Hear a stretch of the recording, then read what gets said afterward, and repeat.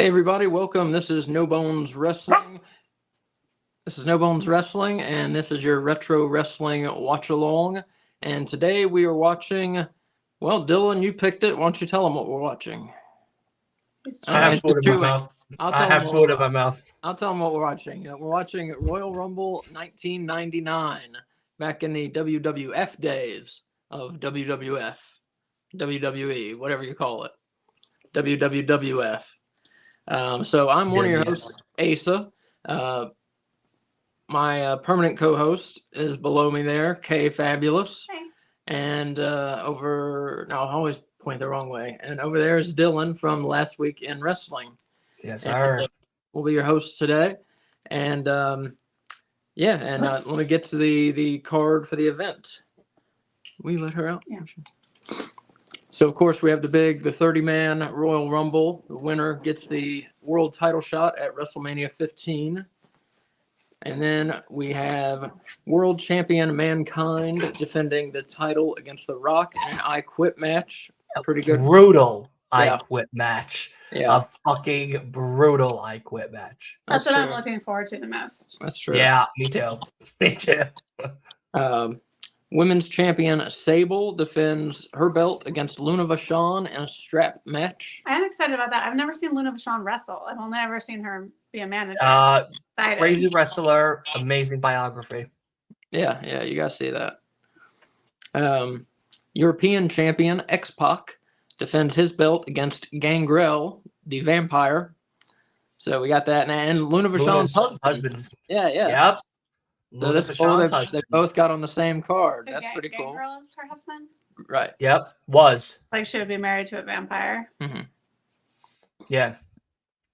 Intercontinental champion Ken Shamrock of the corporation fights Billy Gunn of D-Generation X, defends the Yes. And then hardcore champion Road Dogg Jesse James of DX faces the Big Boss Man of the corporation in a non-title match for some reason. I don't know why that is. But so very much a battle of the corporation versus the rest of the WWF. Yeah. Very much because the corporation formed kind of around November and December of '98 and went on to battle the rest of the company. And DX was kind of one of their chief rivals. And I believe in the Royal Rumble, the corporation fought against... The corporation fought against, of course, the rest of the company, as well as Vince McMahon is in the Royal Rumble himself. And I could be mistaken, but I believe Vince McMahon put a price on Stone Cold's head, saying... Like to murder? No, not to murder him. I think he said, if you eliminate Stone Cold, I'm going to give you so much money, X amount of money. That could have been this year. It could have been the year before. I can't really remember. So let's talk about the card real quick. And you already said you're looking forward most to Mankind and The Rock. Yeah. Why? Because it's Mick Foley and The Rock. There's no explanation needed. Done. Yeah. Okay. Done. Yeah. Explanation explained. Yeah. Same answer. Yeah. I mean, come on. Long Island's best. Third, Long Island's first greatest son of all time. Second is MJF, and then it's me. Absolutely. That's the order. I will absolutely go down to the third spot for both gentlemen. And for me, that's the match I'm most looking forward to. Also, I've seen this one. It's been a while since I've seen this pay-per-view. Looking forward to seeing it again. But yeah, that's definitely the match I'm looking forward to. I know it's the best match on the show. The Royal Rumble itself is very good also. It's maybe the best Royal Rumble. Best one that I've seen, at least. Now, there's two things about this specific Royal Rumble that I found out. I just recently listened to Foley's pod that they just talked about this Royal Rumble because they were talking about Steve. And they talked about The Rock and his match and everything with Mankind. So I know a little bit about what happens in the actual Rumble itself and whatnot. I forgot the winner, but very, very graphic. And that's how he could, really put it to everybody that this was supposed to be a violent match. Like they were going to put themselves to the limits for this one. And they did, if not over that plus some. So I'm very excited for that. And then for the Mankind and the Rock, for Mankind and, yeah. For the Rock and Mankind match, yeah. And then Gangrel, when he married Luna Vachon, got snakebite tattoos as their wedding ring instead of an actual wedding ring. That's how they signified their marriage and everything, which I thought was really cool to find that out in the biography. Yeah. I was like, oh, it's actually a pretty neat way to say, like, we're married. It's the snake bites on his neck. Yeah. So I like it. I'm glad we went with rings. Yeah, I think it's a good idea to go with rings before. Yeah, we've seen this before, maybe not. Not be getting a snake bite neck tattoo. So, man, I wish. Can you Google a list of maybe some of the people in the Royal Rumble real quick? Yeah, well, you'll probably find the winner, and you said you don't know the winner. Oh yeah, don't look it up. I don't know the winner. Well, I was gonna say don't look it up then. All right. Yeah, well, it'll definitely tell you. It'll definitely tell you. So let's try it out. All right. So let's get some picks. I think this is the one where he has the 3 stages of Foley. No, that's 98. That's 98. Okay, that's 98. All right. Mankind is not in this Royal Rumble. Because he's got the Rock match. Traditionally, whoever goes in, whoever participates in a world title match is not in the Rumble. Yeah, winner and champion and challenger are not in the Rumble. Right. Yeah, don't look up. Don't look up. I'm not. Well, let's get some predictions then. Unless you already know. Do you already know the winners of the matches, Dylan? No, I don't. Okay, I'm sure you don't. No idea. So Mankind and The Rock. Do you know the winner of that one, Dylan? I'm going Long Island. Mankind? I'm saying Mankind. Okay. I think I'm wrong on that one, but I'm going to say Mankind. I think he's wrong on that one. I'm going The Rock. Okay. Yeah. Okay. Sable and Luna Vachon in the strap match. Stable. Yeah, I think Sable. Sable. Yeah. All right. X-Pac and Gangrel for the European title. What do y'all see? X-Pac. X-Pac. Ken Shamrock and Billy Gunn for the Intercontinental title. Billy Gunn. I'm going Billy Gunn. Billy Gunn, okay. And then lastly, Big Boss Man and Road Dogg. I say Big Boss Man because it's a non-title match. I'm gonna say Big Boss Man because I don't remember who Road Dogg is. You'll know once you see him. Jesse James. Right? Road Dogg Jesse James. Yeah, I don't remember. You'll know once you see him. Yeah, it's cool. You get to see Road Dogg, Billy Gunn, and X-Pac in singles matches. And I believe this is when Triple H was out injured. Is that? I can't remember. I think it is when Triple H was out injured for a long time. Is this during DX time? Oh wait, no, it's not when he was out injured for a long time. Because I look and he's at the next month's pay-per-view here. Okay. Yeah, this is DX time. Yeah, this is like the peak of DX time, the absolute peak of DX time. Ladies and gentlemen, boys and girls, you'll see just a ton of signs in the crowd.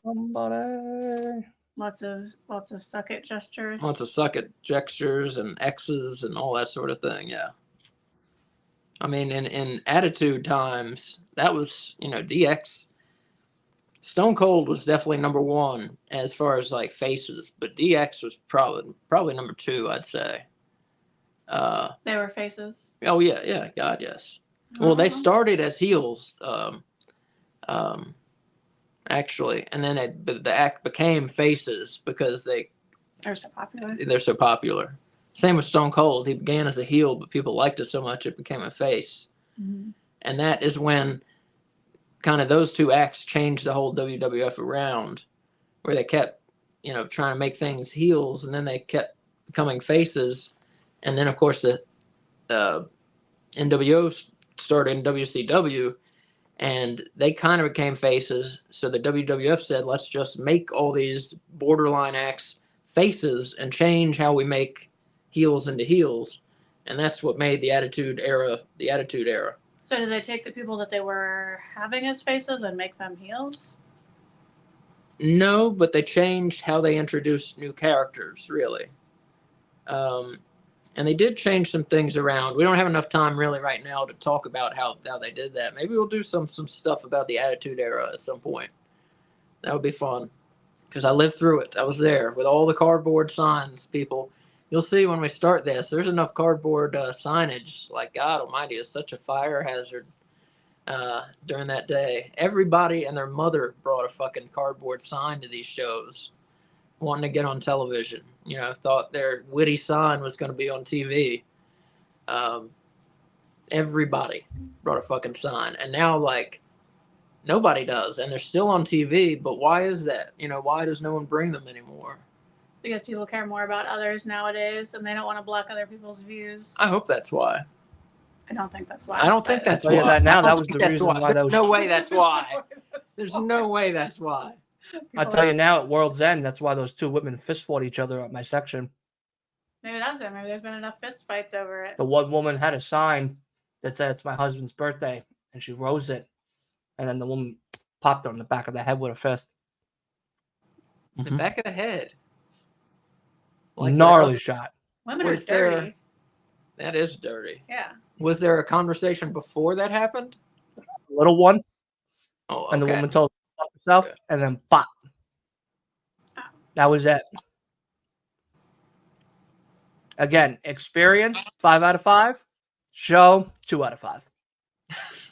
You know. Wait, you're giving the foodless, drinkless venue That's a 5 out of 5 experience. Are you kidding? You got a story to tell where it's apocalypse. Yeah.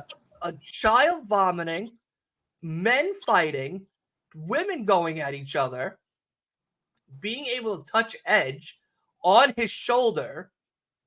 Okay. No food or drinks, no women's gear at all. 5 out of 5. 5 out of 5 experience. But the show, 2 out of 5. Yeah. I'd only go back to Nassau Coliseum for the experience. That's it. Yeah. Yeah. Can't argue with your 2 out of 5. Not what I would have given it, but I think what I give? I give it like a 3.5 out of 5. I gave it a 3.5. Yeah. I don't remember what you gave it. Yeah. I give it like a 3.5 out of 5. So. So we gave it the same thing that we gave the TNA one. See, so the TNA one's not that bad. It's true. Yeah. On par with the worst AEW pay-per-view. Yeah. I guess. But I probably graded. I'm not sure which one I actually enjoyed more. I don't know. I probably enjoyed the TNA one more, honestly, but that's because I wasn't expecting as much. You're welcome. So, I enjoyed the AEW one more, but only because of the Edge and Christian match. yeah. Oh, no. I take it back. Yes. That Edge and Christian match. That was good. The Edge and Christian match. That was a real, yeah. Yeah, where Edge was when he flew off of the thing, I was a few seats over. That's awesome. That's cool. I was a few seats over, so I was on TV. My arm and hand was like on TV. And do you think we can hear you screaming? What were you screaming? Oh, probably. You probably could hear me. Oh my God! Edge, Adam Copeland, Edge. You fucking do it, Edge. Yeah, you fucking do it. You fucking get him. Yeah, that's what I was screaming at him. That's what I was screaming at him. You fucking get him. You fucking kill him, Edge. Well, on that note, I think we're going to start the show. So absolutely. Get your Peacock subscriptions ready. Get your Peacocks armed and ready, people. Royal Rumble 1999. We're going to start with a countdown of 5, 4, 3, 2, 1, and press play. Dope. No chance in hell. That's where this came from, where No Chance in Hell came from. That's in his music, isn't it? That's Vince's music. Yeah, Vince's music. Yeah. will be Vince McMahon. 30 superstars. Ladies and gentlemen, most omnipotent entertainer, Mr. Vincent K. McMahon. Vince McMahon's ass night long. Give me a hell yeah. One goal. An individual who eliminates Austin will be $100,000 richer. The bounty. Mm-hmm. There is no chance in hell getting me some real know that Austin 316 says I just whipped your ass. And now, 10-10-220 presents the 1999 Royal What's 10-10-220? It was a way that people used to use to make long distance phone calls. Weird. 10-10-220, and then you dial your long distance number. That's how old the show is. Wow, the pyro's just like out there in the audience. Oh yeah, Look at the sea of cardboard. yeah. That's dangerous with the fireworks right there. Look at it all. Look at it. Yes, on one head. Shawn Michaels, Austin DX on one head. Foley, Stone Cold, Rock, Foley. Just trying to read as many signs as I can. The writers used to say that they would go out and try and read the signs to see what was like hot and what wasn't with the storylines. Well, they still Sexual Chocolate Factory, Austin, Rock. during the commercial breaks, Samantha Irvin reads, or Amanda Irvin. Samantha Samantha. Irvin reads the signs now. Corporate section. Yeah, but that's just for fun. You don't think people are paying attention in the back? I think they are, I but think they are. not to as the much as extent as it used to be. Yeah, because it really used to be a That's good more for them to indication. see whose merch is popular. Yeah, it really used to be a good indication of what storylines were working and what wasn't, because everybody brought a fucking sign. So Who's that? I don't know. that's the Road Dogg. Okay, yeah, would never have a million years identified. Right. Oh. You damn right. What belt does he have? Hardcore fish. Hardcore. That's my favorite belt. We don't have that one. No, we don't. It's the 10-10-220 blimp. Hardcore champion, the Road Dogg. This is not a hardcore match. The corporation makes sure that no hardcore rules in this one. A special challenge match tonight at the Rumble.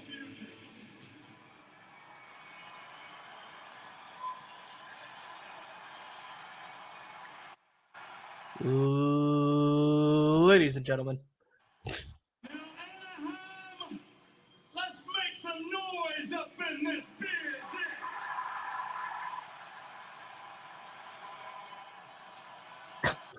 Yeah, that crowd's ready, man.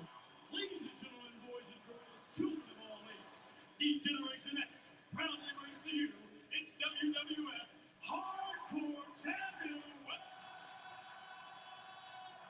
the Road Dogg, Jesse James, the Badass Billy Gunn, the New Age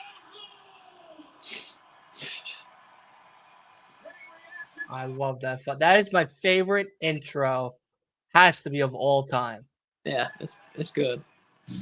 Well, what he used to do was, he would say, "Ladies and gentlemen, boys and girls, children of all ages, D-Generation X proudly brings to you its WWF Tag Team Champions of the World, the Road Dogg, Jesse James, the Badass Billy Gunn, the New Age Outlaws." Do that. You go. Let's get ready to suck it. Yeah. That's being Billy Gunn's part. Yeah. Now let's get ready to suck it.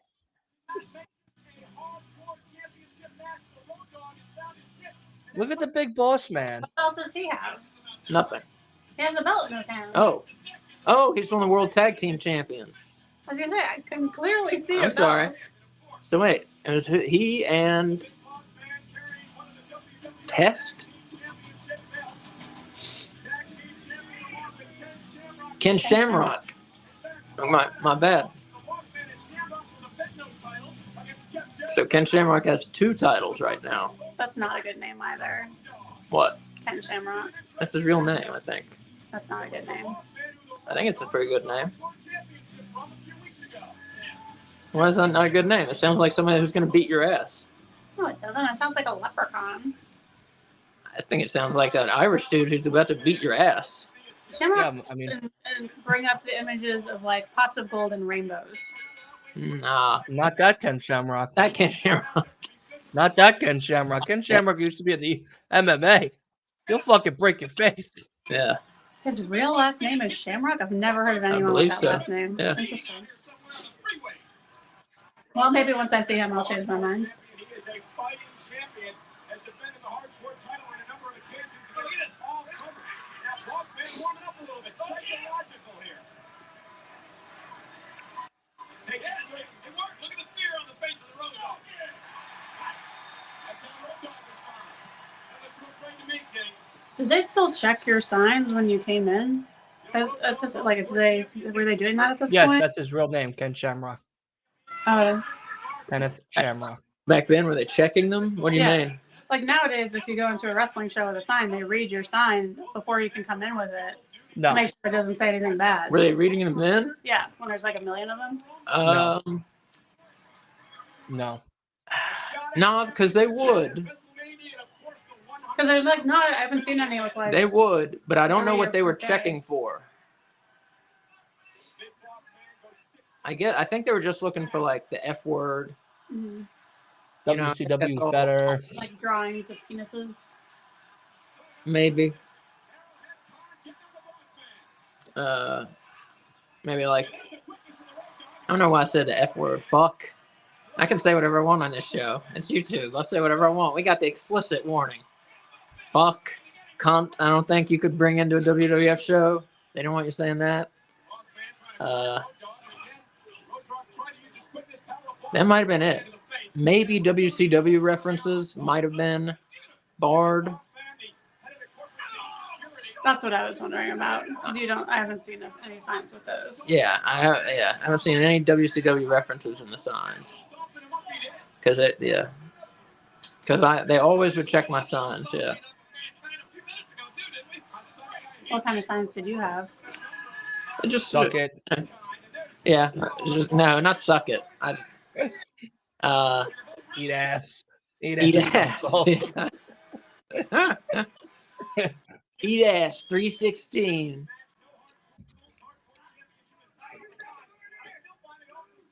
No,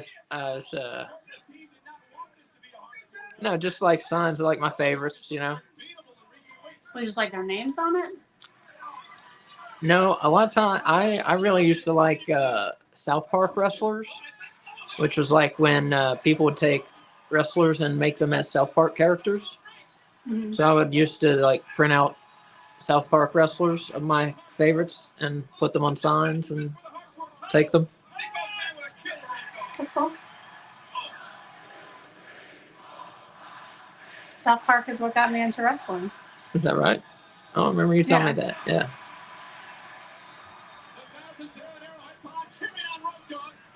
Is that like the worst Manhattan drop ever? Yeah, Road Dogg is not so great in the ring. I don't even think Road Dogg noticed that that's what was happening. He's good on the mic, but in the ring he's not so hot. He's already all blown up. He's already all blown up. Yeah, blown up is what you say when a wrestler's out of breath. Oh, Blown up. Road Dogg is all blown up? Yes. Because he needs more cardio. Yeah.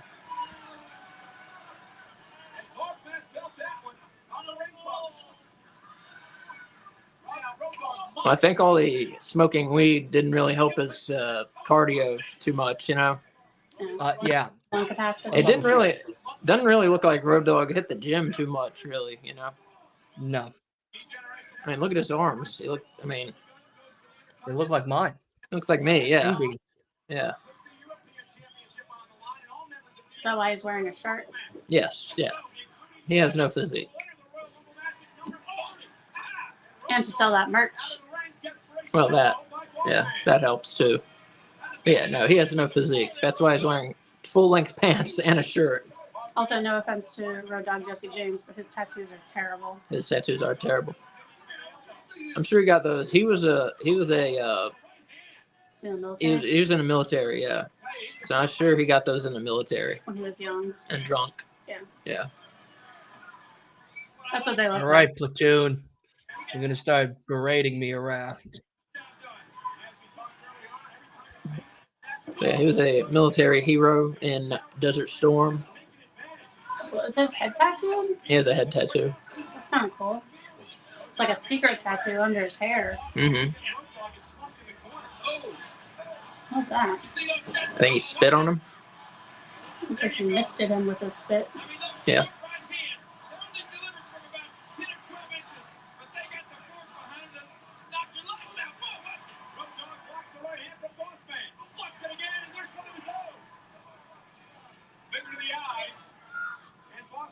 Resorts to breaking the rules. There are rules in this, King. It's not hardcore. Oh, what a boot by Bossman! You were complaining while ago because it wasn't hardcore. Now you want him to obey the rules. I just seem to think the Road Dogg really has found his niche in that type of a matchup. He's got an incredible role, and perhaps the corporation, Mr. McMahon in general, is trying to protect his head of security. Here's a cover by Bossman, first one of the match, and Road Dogg gets the left shoulder up. You ever exercise your right to remain silent? Even exercising, Mr. McMahon has been warming up in the locker room area, getting ready for his confrontation tonight with Stone Cold Steve Austin in the Rumble match. It's going to be classic of all time. There's a Hollywood Nick sign. That in reference to Hollywood Hulk Hogan. I'm sure. So that was a WCW reference sign that made it in. Mm-hmm.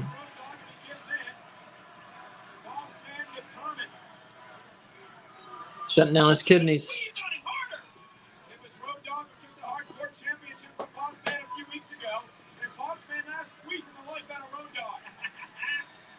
There's a tripod address sign in the audience. What's tripod? Tripod was one of the places that anybody could build a website for free in the 90s. Like GeoCities? Like GeoCities or Angel Fire, yeah. Members.tripod.com/Foley. If it's still out there, take a look for it, folks. I'm gonna do it Get right a now. computer virus, it's not our fault. It's not our fault, yeah. Enter at your own risk. Enter at your own risk. I have an Angel Fire site that's still out there. Did you send that to Dylan? No. You should. Tripod. What's it called? Tripod.com/Foley. Oh, not that site. No. Wait, you have your own I have my actual- own Angel Fire site that is still out there, yes. What is it about? Our band. How come you never shown that to me? That's awesome. Wait, Savage Cabbage? Yeah. Awesome. Wait, tripod.com//Foley. Members.tripod.com/Foley. members.tripod.com.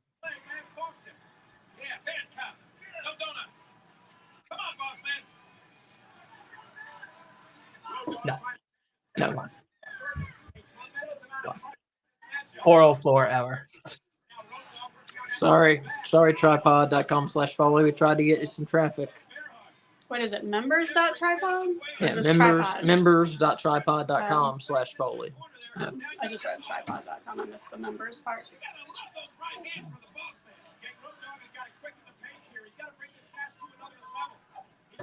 I'll be right back.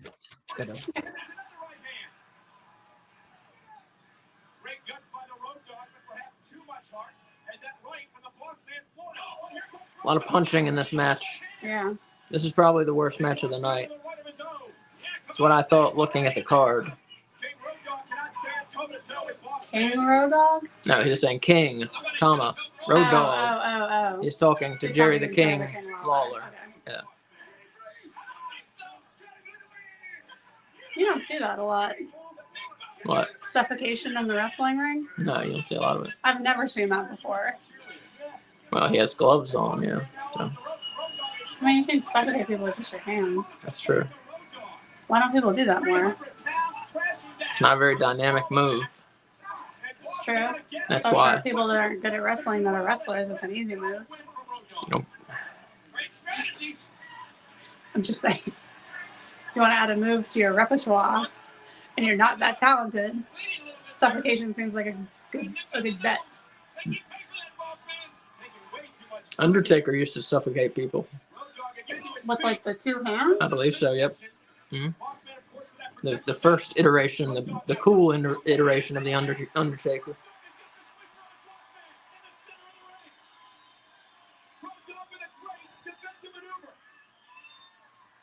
Great counter, and Boss Man desperately trying to make it to the ropes. And now we're raking the eyes by Boss Man. You didn't think the Road Dogg was going to be able to hold a sleeper hold on a big Boss Man, did you? Look at this. No! Back, breaking across the knee, small on the back again. And that back of Road Dogg, from the splashes, the bear hugging out of the knee, has taken a tremendous amount of punishment. We're going to see something good here. The Boss Man is going up to the top. Look out. Road Dogg counter with the right hand. Goes for the run, but not the way he had planned. But Road Dogg again is taking a lot of punishment. Can he catch his breath? Can he gain some momentum here? Look at that hair. I'd like to see the Boss Man grab him by that hair, just swing him around and throw him out about the 18th row here. Road Dogg double shot that time. That's right hand from Boss Man, another right hand from Road Dogg. And now we've got a slugfest in the middle of the ring. The Road Dogs.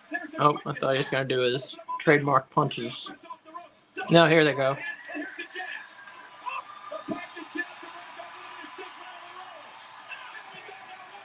His punches look good. If you do as many punches as he do, they better look good. If you do as many punches as he do. Yeah.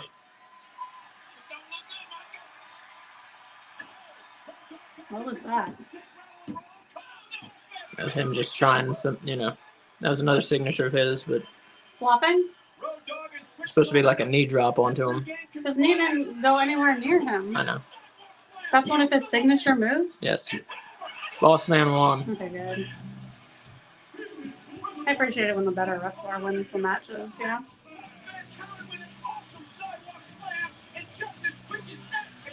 just stopped turning to look at you.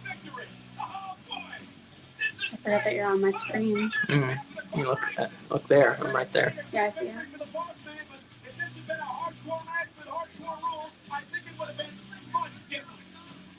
Well, I'll tell you what would have been different about it. We have a new hardcore champion right now. So Boss Man picks up the win, and coming up next, folks, the Intercontinental Championship is on the line between Badass Billy Gunn and Ken Shamrock. And folks, 2 weeks ago, Billy gave Ken Shamrock's sister what he said she wanted. He moved her, and she sat at ringside. Well, Shamrock took offense and snapped. Oh, yeah. Shamrock looks like he would murder you. Yeah. Looks a little short. Probably because he's Irish. Yeah. Well, Billy Gunn's tall. Billy Gunn's like 6'4" or something like that.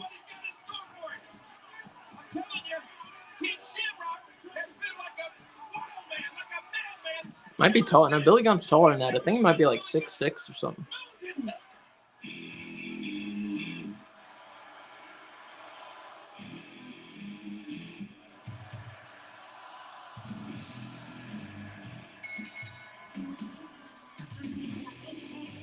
He was wearing pink even back then. He was wearing pink before it was cool. I like it. He's a ladies' man. Wait, ladies' men wear pink? This one does. But this one he was Mr. Ass. Correct. No, this is like... It says it on his butt. Oh, it does? Yeah. Who won? Big Boss Man. This is Billy Yep, Gunn. knew it. It was not a very good match. All right, well, we got Billy Gunn now, so that's okay. A lot of punches. But imagine a navel ring would be a safety hazard in wrestling. You would think so.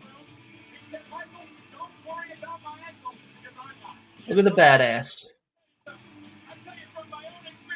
He's an ass man. He's the badass. He has ass boys. He's daddy ass. He's daddy ass. You know?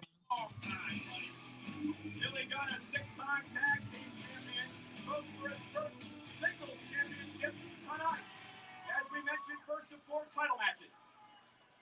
Now I really only have this to say. King Shamrock, come on down so you can get your ass whipped. He should grow his hair out again. Down with WPMC, we got 2 words for you. That haircut looks good on him. Suck it.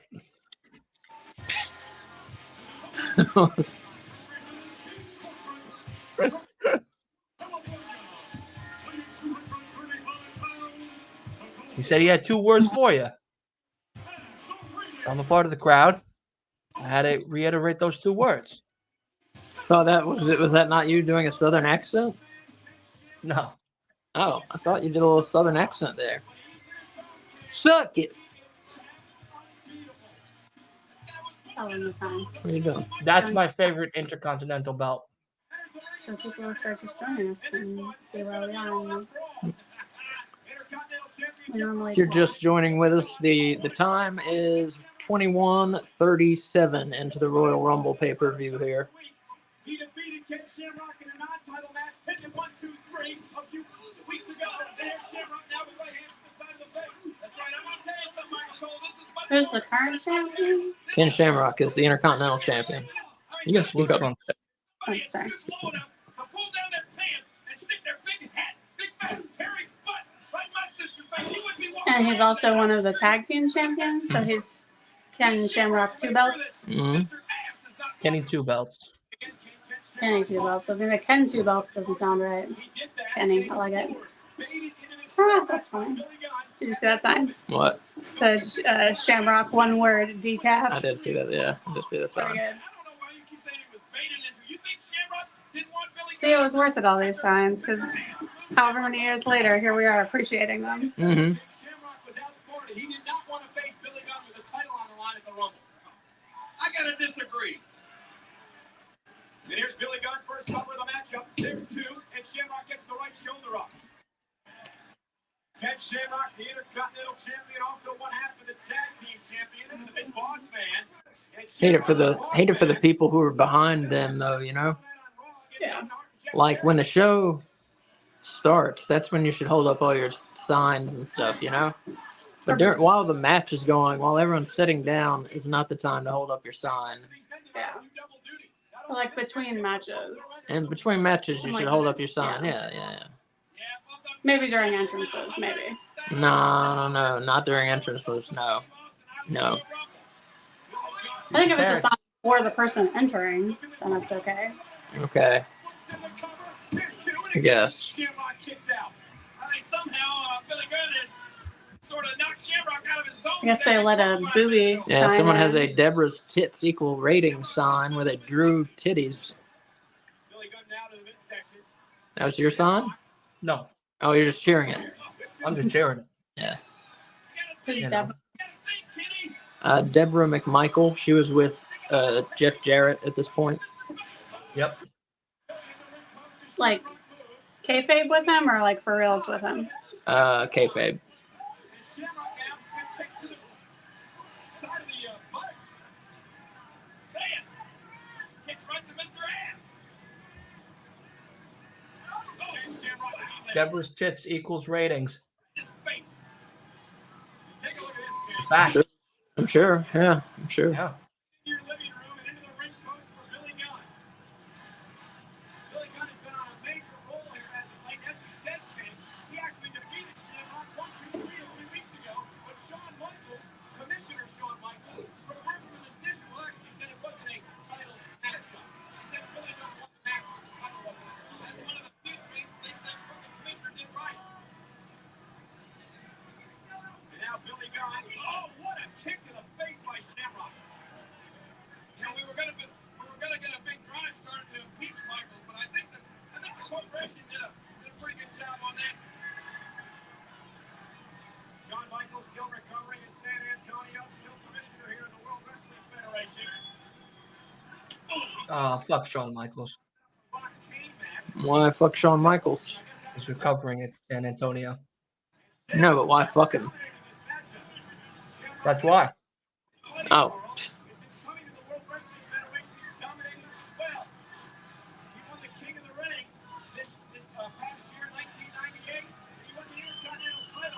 That like 9-year-old boy is flipping us off and telling us to suck it. Inappropriate. Then he grew up and was now your accountant. Right. Sure.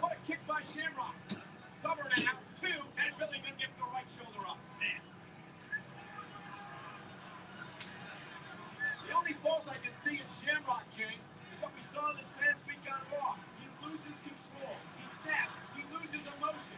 And he telegraphed that one. Face first into the man. Faymaster. That's Billy Gunn's finisher. And now, Maybe it wasn't at this point. They didn't act like it. They didn't call it anything special, Yeah. did they? Mm-mm. Maybe it wasn't at this point. Billy Gunn, center of the ring. Here's the upper championship on the line. Was it eventually in WWF? Mm-hmm. I didn't know if that was just something he pulled out for AEW. I seriously can't believe he wrestles with a navel piercing. Yeah. Oh, Mine got pulled out Billy over Gunn. by Is it Oh, navel yeah. piercing? Yeah. Barney the dinosaur's tail ripped mine out at work. And like he's like wrestling men and it's staying in.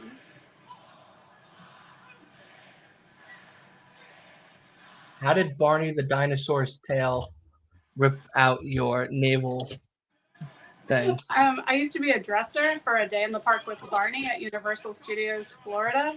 And to Okay. get at Barney, he's like his legs and crotch open up, and so the actor would crawl in, and then I would lay on the ground and clamp their crotch shut, and then zip up their legs, and the whole time the tail would be like whacking me in the stomach. And so just over the course of a summer, it slowly ripped out my navel piercing.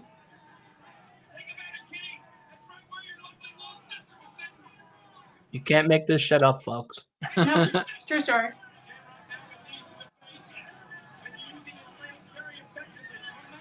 He mooned your sister. Yeah, Billy Damn, Gunn. his sister. Oh yeah, you weren't here for that part. Yeah, Billy Gunn was trying to get with Shamrock's sister, so he mooned her. Because that's what all women want. Right. It's to see a man's ass, I guess. Well, he's an ass man. Via mooning. Right. Yeah. Be a mooning, right. Yeah.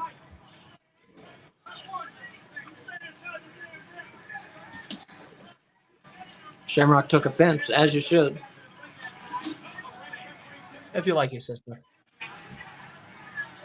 His sister's pretty. She looks pretty. Look at those kids all flipping off Shamrock. Those aren't kids. Those are like 30-year-olds. Yeah, they are. I wish you would just haul off and hit one. Did you hear what Lawler said? Because What? they all think that those kids think that Shamrock's number one. Yeah. Right next to us, Billy Gunn face first, and again, Vince Shamrock is broken the referee's 10 count. We saw the damage Shamrock can do outside the ring this past week on Raw.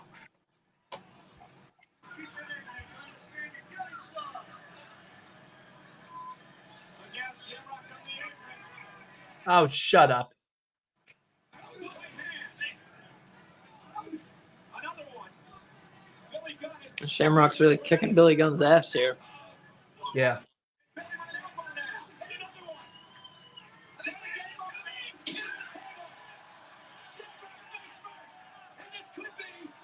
Oh,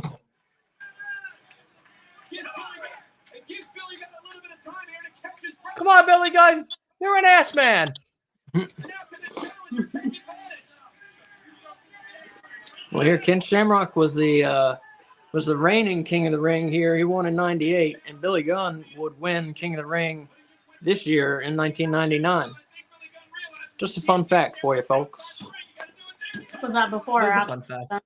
That Billy Gunn won King of the Ring 5 months after this event. Hmm.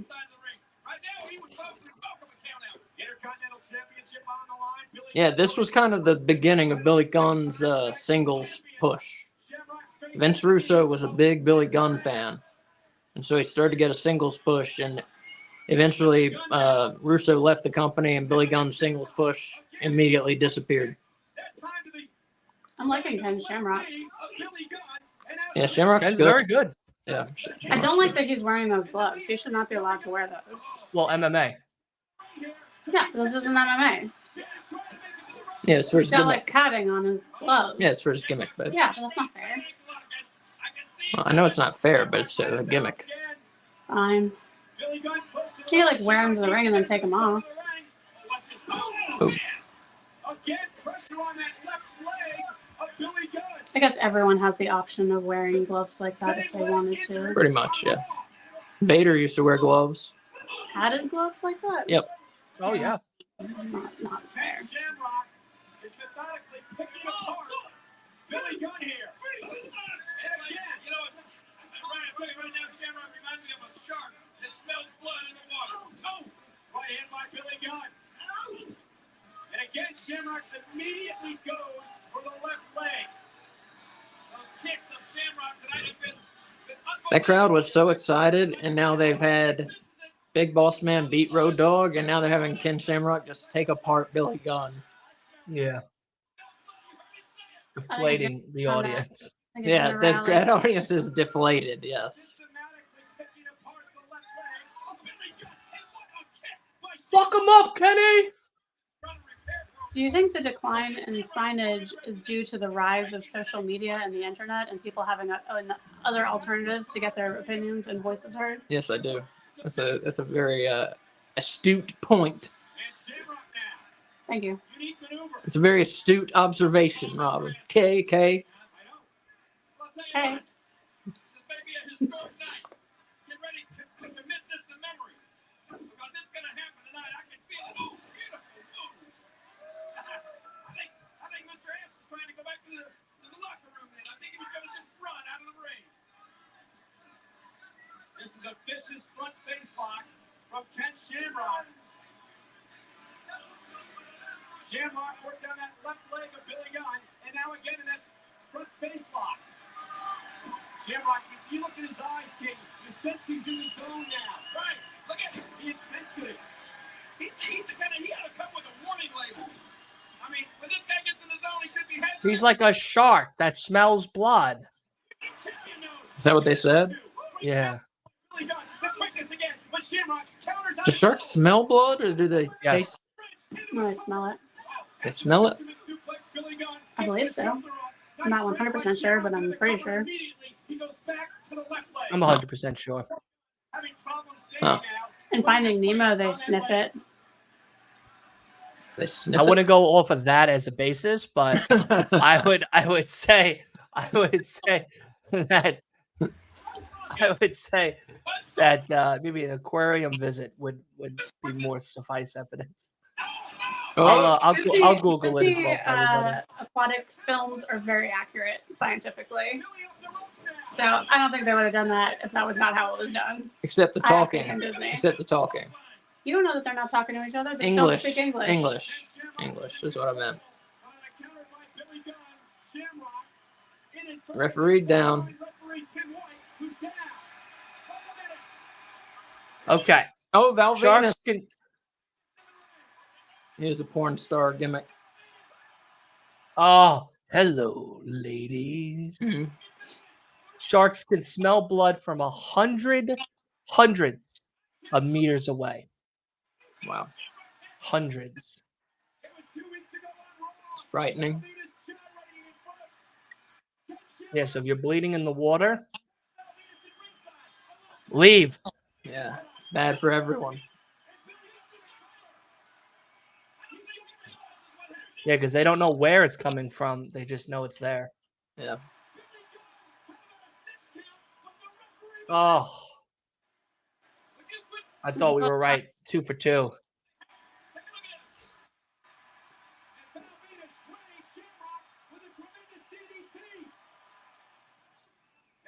I think we're going to be 2 for 2. I have faith in Mr. Ass.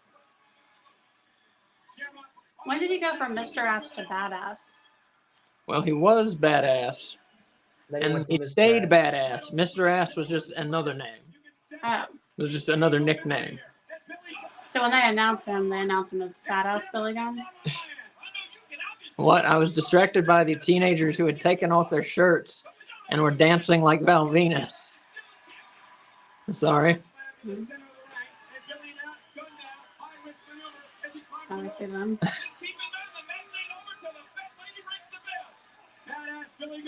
top rope. Shamrock went for the X-Handle, and Billy Gunn missed it. Look at that Misfits t-shirt. Uh-oh. I think he rolled his ankle right there. Billy Gunn. Is that Where? a I didn't different see it. rep? There's a Misfits t-shirt behind Ken. No, I see Oh, it. yeah. That's awesome. Yeah. You like the Misfits? No, never heard of them. Oh, I just know it's a band. Never heard of their music though. Oh, they're awesome. awesome. They're Damn fucking it. awesome, Yeah. One of my favorite bands. Yeah. 1 for 2. Shamrock taps out, retains the Intercontinental title. Yeah, they're like one of the best. You gotta check them out. Yeah. If you like hardcore music, punk rock kind of music, they're awesome. Yeah. I've been listening to a lot of the soundtrack from The Walking Dead lately. So Funny, I just searched that up on Spotify yesterday. They have some good songs on there, especially later seasons. Oats in the Water, Johnny Cash's, Mhm. God's Gonna Cut Him Down. They have a Mountain Goats song on there too. I like the Mountain Goats a lot. I forget which Mountain Goats song is on there. It's in like the later seasons. Okay. Yeah, who?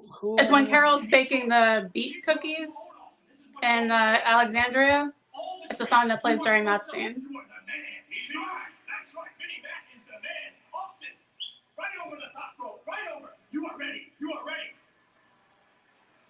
Mr. McMahon getting ready for the Rumble match tonight. Earlier on tonight on Sunday Night Heat, as you see Billy Gunn being helped back to the locker room area. Billy Gunn got his ass kicked. Yeah, I thought you said this was the start of his big push. Well, just just pushed having to the the match. trash can. Having the I match know. was the start of his big push. He got his ass kicked. The last pale light in the west Here we go. from Ben Nichols. Oats in the Water. Are you listening on Spotify? Will you send me the link to the playlist? Yes. Thank you. Warm Shadow, I really like. Lead Me Home, I'm a Man. Clutches the Regulator is probably my favorite song. I like the Parting Glass, the song that Beth sings in the prison. Yeah, I do too, but It's very folky if you're not super into folk music. no, it's not that. I listen to Mumford and Sons. Uh-huh. I'm a big Mumford and Sons fan. Yeah. And the funny story about Mumford and Sons is I used to not know who the fuck they were. I kept thinking that they were the Dave Matthews Band because when I was working at this pizzeria, that's all my boss would play is Dave Matthews. And then he found Mumford and Sons, so that's all he would play with Dave Matthews. And I was like, this is all garbage. Like, this is just absolute garbage music. And then I started listening, and I was like, oh, I'm really becoming a big fan of Mumford and Sons. That's Gangrel, I take it, right? Yes. The one with blood dripping from his face? Yes. Yes. Did you not see him bring out the chalice? Oh, is that what it was? It was full of blood? It's supposed to Yeah. be full of blood. Yeah, and he drinks it and he spits full it of- out into the crowd. Full of the life of the little souls of the Yeah. children. Oh, that's not sanitary. It's full of the lives of the little souls of the children. We're getting 3 DX matches in a row. Yeah. Absolutely. That's why I picked this. Listen, I picked one of my favorite fucking Royal Rumbles of my lifetime. Now, mind you, 95, 96, 97, 98, 99, I was 5 years old when this Rumble came out. I watched highlights of this from like people that had it, but when I like started really watching the old stuff, and I have to shout out my buddy on this one because it's really all that his doing. This is his fault that I'm a fucking wrestling fan. Is he used to have, and I think he still does. He doesn't live that far. He lives maybe a minute away from here, and he would buy the DVDs, or back then we had VHSs. So he would buy the VHS of the pay-per-view, and we would sit and watch the pay-per-view at least like twice back to back. Oh yeah. And Yeah. then what we would do is we'd come back to my house, and I had a trampoline, and I had like a couple of wrestling belts. I had a tag team one here. I had the Intercontinental. I had the world heavyweight, and I had the undisputed championship. And we would wrestle for them as in our favorite matches from that pay-per-view. Yeah. awesome. Yeah. And every time we'd see each other after, like, the next day after Monday Night Raw or Friday Night SmackDown or whatever, we would talk about it. And yeah. So shout out to him. But Whoa. yeah. X-Pac good. 1, 2, 3 Kid. Well, he had a name before that too, didn't he? Well, he was the Lightning Kid. Yeah. And then he beat Razor Ramon and became the 1, 2, 3 Kid. Bam. And then became X-Pac. Oh, like pinning someone 1, 2, 3 Kid. Yeah. I never got that. I thought it was just some sort of weird counting thing. No. Makes Pinned a Razor lot more Ramon sense. and became the 1, 2, 3 Kid. Yeah. How did that not occur to me? I don't know. That's embarrassing. Yeah, it is. Yeah. I have now been drinking more water in substitute of alcohol the past 2 weeks. There you go. And no, because now I feel like my bladder's 80 and I just keep fucking going. Well, it's good for you. I know, but it's just like I'm deteriorating. Like last night I had a Charlie horse, and I'm like, but I'm drinking water. I'm eating healthy. How the hell am I having I'm eating magnesium at night, all this shit, and I'm still having a fucking Charlie horse. Like, what the fuck? What the fuck? Tonic water. That's what my mom's doctor told her for her Charlie horses because it has quinine in it, and that helps with Right, tonic water. tonic water. Yeah, the next time I'm in a Target or Walmart, I'm gonna buy myself like a little case of tonic water. Yeah. Yeah, that's the only thing that like actually helped her because she was taking supplements for it and that wasn't working for her. Yeah, my mom, she was like, "Oh, take magnesium." I take magnesium at night, and for a while I haven't had any problems. But last night, and I also think it's because I sit for so long during a lot of these watch-alongs and stuff. So You get one of those little under the desk bicycles. Pedal while you watch. you might have to. Gangrel going to the top. It's a big dude. You're on the top. Bam. Oh. What's that called? Just an ass He drop? went for an elbow drop. It was an elbow drop. Oh, I didn't see an elbow go out. He's got some nice quality fake fangs in. I thought those were his real teeth. There were rumors that those were his real teeth, Yeah. but I don't think that's true. But also, I'm not 100% sure if that's true or not. I kind of feel like if they were fake, they would fall out during the matches at some point. You get hit in the jaw so many times. X-Pac off the ropes, ducks underneath Gangrel again and again. He hits him with a spinning heel kick. But maybe they're just super good. Or do you think he's like Genter compound? Stick 'em on? Yeah, that kind of thing, yeah.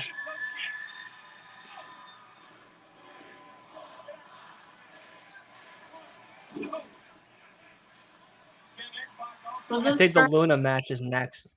Mm-hmm. oh, cool. Mm-hmm. Was this during the Anne Rice movement? Or Kind of just after she was super popular. No, he was more into, well, I guess it kind of came after that. He was more into the vampire role-playing game. In fact, his character, Gangrel, came right out of the vampire role-playing game. On the Independents, he was named Vampire Warrior. And then when he came to the WWF, he got them to buy, somehow he convinced them to buy the rights to a character from the vampire role-playing game named Gangrel. Is that what the game is called? The vampire role-playing game? It's called Vampire the Masquerade. Oh, really? Mm-hmm. They made a video game of it. Yeah, right. Is that Teddy Long? I think Yes, that is that is Teddy Teddy Long. Long. Yeah. I didn't know he was a ref. Yeah. Oh, yes. He was a rep before he became the Holla Holla GM. Yeah, he's a manager, he's a ref. I knew he was a manager. And I knew he was a GM. The best GM SmackDown ever had. Yeah, Teddy Long. Next to Mick Foley. But yeah, he was. So he was Gangrel from that game, Vampire the Masquerade. That's crazy. And how he got WWF to spend the money on that, I don't know, but they did. So Maybe it was good for super, him. super cheap because they were like, this will be a lot of publicity for us as a Yeah, game, you know? yeah. Like, I'm guessing the game wasn't that That was a good match. Good match. Won again. I wish that had been longer because that was good. No, that's good, yeah. 2 was for very 3. short. Very short. Very short. That's the best match so far. Something messed up there. Something got messed up there. Wait a minute, for the length? Yeah, Teddy Long messed something up. That's my suspicion. Doesn't he have someone in his ear telling him when to do the 3 count? Yeah, you still fuck up. Something got messed up. So X-Pac doesn't look happy? Yes, I think so.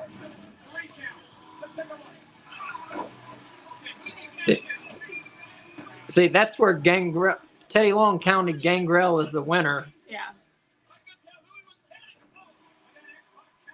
Yeah, right. We heard him count to 3. Yeah. Yeah.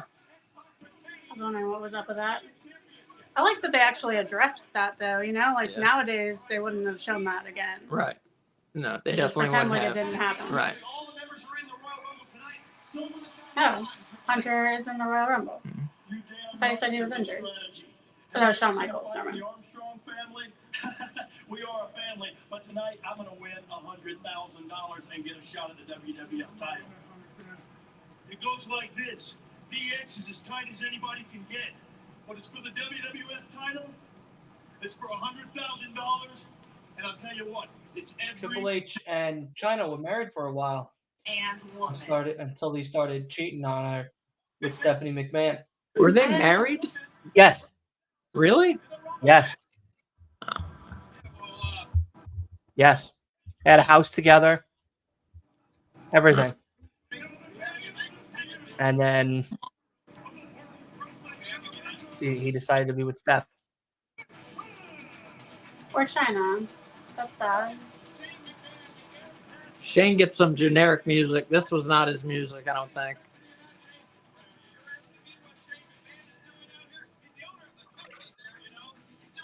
I think that's so stupid. What? That they have to change the music. Yeah. Yeah, that was not his music. Hey, I'll tell you. Here's what he's doing. Well, let's listen to it. I'll let him tell you. Ladies and gentlemen, I would like to introduce to you the next WWF Women's Champion. Do they have to bleep out WWF? During this generation, I guess they do. Oh, this is when the lawsuit was happening? Yeah. It's weird. It's on the screen. Yeah. There she is, Luna. The lovely Luna. Oh, she looks a lot scarier as she got older, huh? Yeah. I love Luna. Yeah, I want to watch that behind Dark Side of the Ring. I mean, she was an absolute psycho. Yeah. Like in real life, she was psycho? Yeah. But she seemed There's very a part of charming. that documentary where she's married to Gangrel, and she just got let go from the WWE. And Gangrel came home, and he knew that she was in the bedroom, and she wrote out in oil and cocaine, "Fuck you, Vince McMahon," and then snorted the whole entire thing off of a fucking glass mirror. Oh my God. And I was like, God damn. So much coke. Like, holy shit, dude. Oh, I see her snake bite. Yeah. That's cool. I'm glad you told us that factoid. Yep. Her voice, that was all because she decided to put it that way. That wasn't her real voice. Yeah. She just made sure she like strained her fucking poor vocal cords to fucking act like that. But a very interesting backstory about Luna for sure. Definitely highly recommend watching it. It's sad. You know, you feel bad for her, really, because she could have been a champion. There was a big opportunity for her, but she didn't capitalize on it. And yeah. Well, and a lot of it too was just about how seriously the business took women back then too. You know. Yeah. I'm gonna go get some water real quick. You need another drink? I'll take a Sprite. Is this one empty? Oh, is this from today? It's not from today. Oh.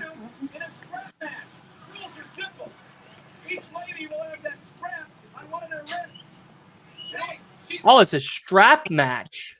Shane has joined us here at ringside. I'm actually very, very surprised. She wouldn't take your advice. Oh, no, just do your thing, baby. Just do your thing. Stop. The rules in this We're match, going, you crate. you see the referee putting the strap on each of the ladies. You have to drag your opponent to each corner. You have to touch all 4 turnbuckles in succession in order to win this matchup.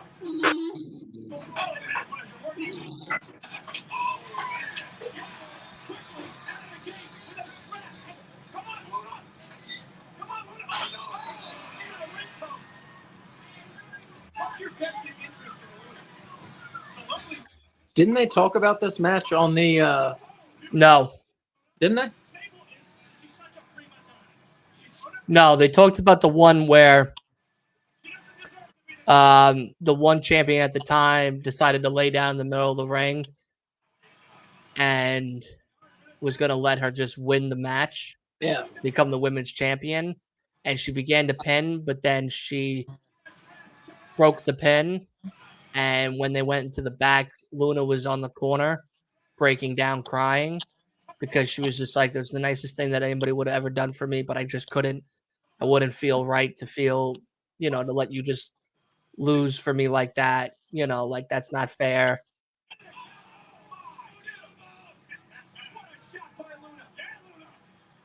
It's been Luna's lifelong dream to become the women's champion. And you know what? Right now, tonight, she's going to do that bad back on Sable. A tremendous She should have been. It takes a lot to Yeah. Yeah. Definitely. ring with that strap. Of course, she used the lower back when pulling, and Sable had a tremendous disadvantage. Come on, Luna. But Shane, yes. Is this all about Luna, or is this about Sable and the fact that she may have publicly embarrassed you a few times? Sable has never publicly embarrassed me. She's never embarrassed me. Sable is just, put Sable in her place. That's what I'm out here to do. That's You're what off Luna's out here brand. to do. Sable's going to get put in her place. She's a prima donna, and again, I don't have a WWF one. pops the millions of dollars she's invested. What's off brand? Hit one turnbuckle. For mugs. There's the second one now. She gets all 4. This one's over. Yep. Sable struggling though with that Wake up, get coffee. coffee, be a lady.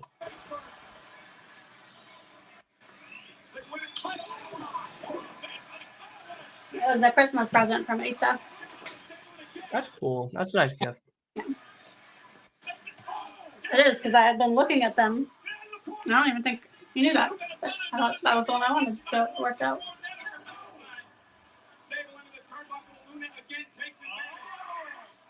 He knows me well.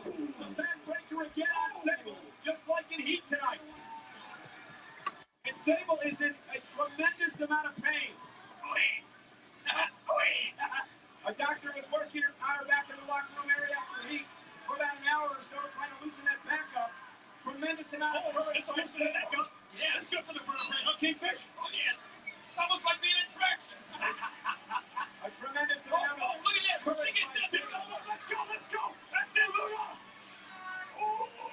There's one for Luna, the more experienced. Wait, what? You have to. That's what the match is? You have to touch all 4 turnbuckles? Well, 4. Succession, correct. Yeah.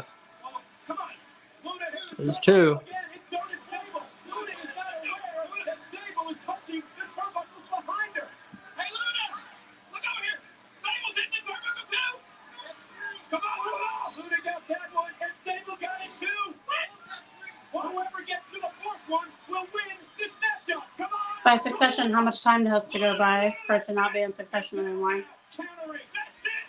What courage by Sable! Like 5 minutes later, can I hit that next one? What do you do, Luna? Just gonna I'm sure it's not 5 minutes later. No. I can't take this. I can't. And Sable countered. And she couldn't. What's Sable on the apron? And Luna going for that last turnbuckle. Wait a minute. Who's that? Candace. Who is it? That's it. There she goes. She just caught Luna. And Sable took the Lame. What? I knew that was happening. I knew Stable was winning. I knew she was winning too. I'm not upset about that. I'm upset at the shortness of the match and the lack of strapping. Yeah, they did. They weren't going to let Sable be hurt by any means. No. I'm like, why make it a strap match then? Good question. To give Luna the impression that there's an advantage for her, Yeah. but wasn't gonna. Vince McMahon made sure Stable Sable was well guarded, no matter what, as a women's champion. Yeah, she was the like a big thing. She was a big attraction for them.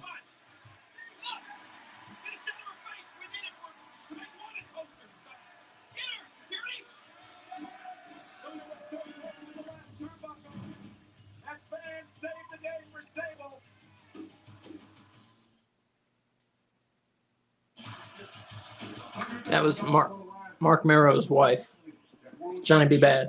Oh, okay. Yeah. The woman who punched her. No, Sable. Oh, Sable. Is Oh. Johnny B. Bad's wife.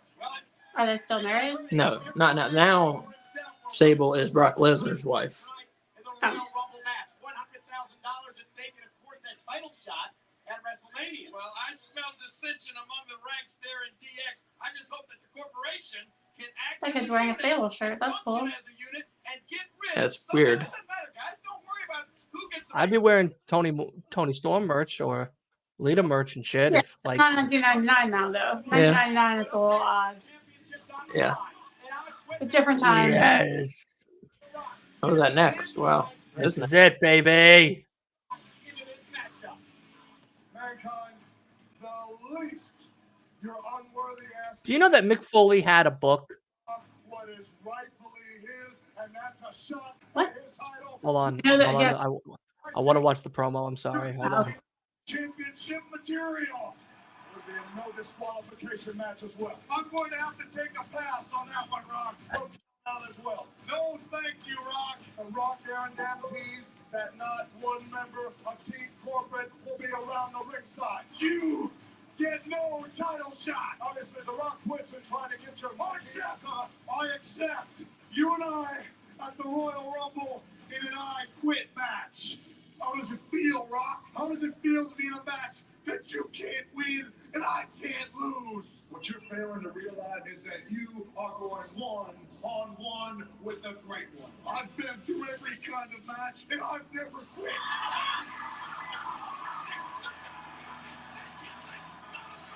It's New Japan shit that they show with the barbed wire. Can I change who I think is winning to Mick Foley? He's convinced me with his promo. Pain is my calling in life. It's my middle name.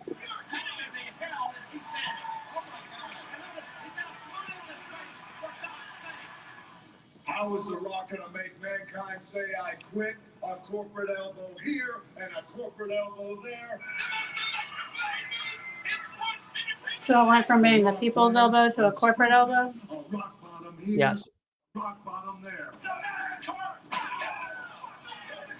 The Rock's gonna take Mankind out to the English announce table. Then The Rock's gonna go down the line. Spanish announce table, French announce table, Ho Chi Minh Chow, Chinese announce table, all the languages down the Rock's Rumble. I will never say Ho Chi Minh. Ho Chi Minh Chow announced table. down know your abroad. Hang that right there. Vietnamese, isn't it? And there it is. The SmackDown Hotel. Take his candy ass from room to damn room until it's checkout time. I will not say them here nor there. I will not say them anywhere. I will not say those words, you twit. I will not say I quit. You know that he legitimately ripped out his own hair? There's a human being in there that is It's not surprising. indestructible. He It's horrifying. Not surprising. truly gave everything to that Mankind character. I will never say I quit. When it's all said and done, I feel like he gave everything to every character from what I've seen. Oh, he did. No, for A sure. lot, But Mankind was the most The Rock is gonna methodically thought out, well created character of them all. Because like Cactus Jack was his brutal side, stopping the match. and then Dude Love was the fun side of Mick Foley that nobody really got to see as much. But Dude Love was that person that he could be, where he's, oh, have mercy, like all that fun shit. While Mankind was the Here we go, Rock. It is George with the rat in the cellar, with the basement, with the promos that mattered and well written out and thought of. Done and made Mankind utter the words. So if you're just joining us, we're at 101.20 in the Royal Rumble 99. Oh, I was thinking this is the main event already, but Oh. Rumble.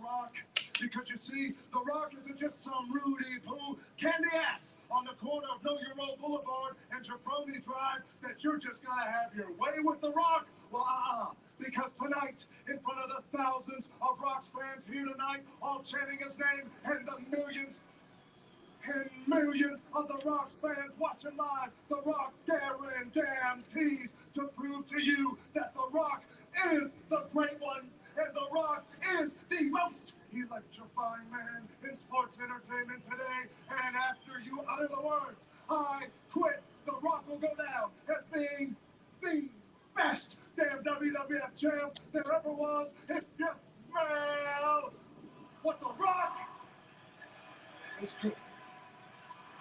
Here we go. Ladies and gentlemen, the following contest is the I Quit match for the World Wrestling Federation Championship. Really zooming in on that poster. So, Mankind, what I was saying before, Mick Foley had a book, and the book that he would take with him whenever he'd stay at hotels and stuff is the 30 best ways to live in under $30 in every city. And Vince McMahon caught him reading the book and was like, Mick, you could sleep like in a hotel room in a bed. And he's like, no, I'll just sleep on the lobby floor. He slept on lobby floors. He slept on couches in the lobby. He would room with two other guys in a room, and he would, like, every night they'd all rotate who would get one of the beds, and one person would get a cot, just because he was that cheap. I admire that. I admire cheapness. Well, he's That- saving the money for his family, Yeah. not cheap. Right. There's a different thing, I think. Yeah, and I respect that. Yeah. I respect that. I mean, he's still cheap to this day. He's still cheap to this day. But you know what's funny? He goes, I only go a little bit out of my budget when I go to Whataburger to get my burger. That's it. And I love that about that man. In a setting like this, with so much on the line as there is tonight.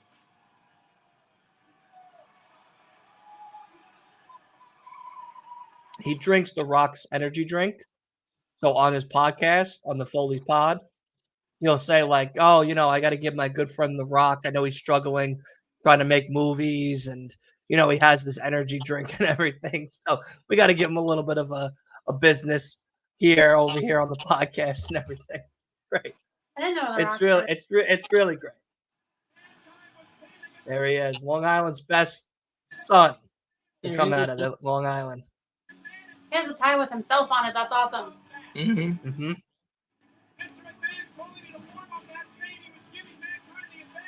Look how it's tied. Mankind had a match with Mabel on Heat there the same night. That's not fair. No. And I believe this might have been Mabel's final match as Mabel. Right, because then he became Victor? Vincent? Viscera. I got it. Viscera. He became Viscera, yeah. And there's his family. His mix. Yeah. Yes, that's his actual wife and everything. Now, I believe, if I'm not mistaken, this is the same time they were doing Dark Side of the Ring. Well, they were filming. Is that what they were filming? The a Dark movie Side called, of the it was a biography on Foley. They were filming a movie called Beyond the Mat. Beyond the Mat. So what about what? Okay, so now his family, a little behind the scenes, his family doesn't know what is about to actually happen to Mick Foley. And in the movie Beyond the Mat, they actually pan over to his two children crying, Noel and Dewey, who are bawling their eyes out watching their poor father get absolutely mutilated by The Rock. This match, like, this is a historic Rumble match for Mick Foley, and then Beyond the Mat. Referee's got a microphone in the ring, and I guess they're going to get ready to hand it to him. To see if their opponent is going to stay on quick. Come on, Rob, what are you doing? Mankind kicked to the midsection in the third. I want Mankind sweatpants. I do. I could get the white shirt. I could get the whole outfit. 100% and be Mankind one day. But wait, you mean like the brown ones? Yeah, those doo-doo brown fucking pants.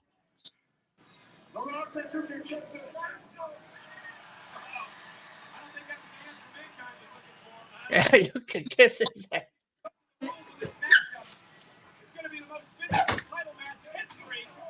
Bam! Smashed his ass with the microphone. Yeah. I was not in the mood for any of the Rock's silliness during this match. I'll tell you that.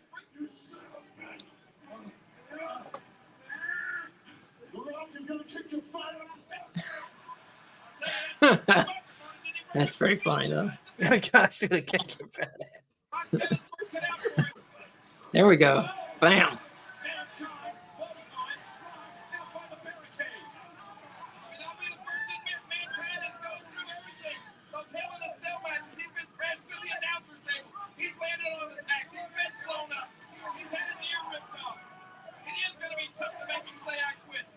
Yeah, his wife wasn't happy about this match. Yeah. Or about the chair shots that he took. Foley's never uttered those 2 words. He's been thrown into barbed wire on defensive nails. And the Rock's in trouble here.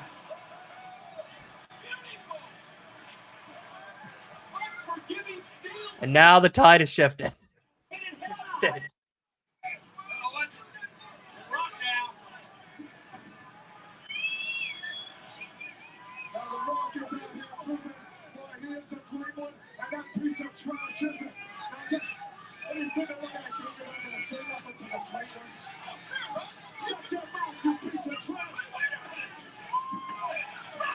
Get him.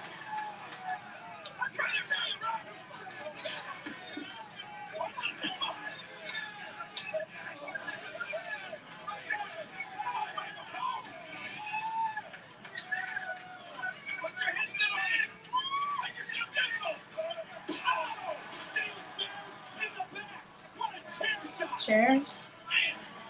Yeah, it was a chair. Yeah. Now, he had to take 2 weeks to convince Dwayne to actually hit him with chair shots. And he said, fucking kill me with them. And he's like, no, I'm not going to do that. I'm not going to hurt you. He goes, no. You have to do that. You have to do it. You have to make this look real. You have to make it as real as possible. So those chair shots that he's about to take throughout this match are more real than anything else in Foley's career besides like that Hell in a Cell moment or barbed wire or thumbtacks, anything like that. So, yeah.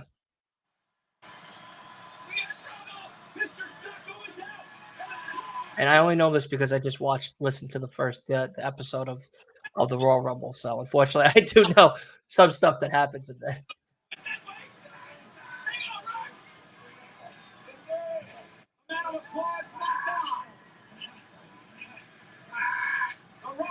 Can I go back to my original guess? The Rock. No, the match has begun. Yeah. Can't keep changing your answer. But I don't know.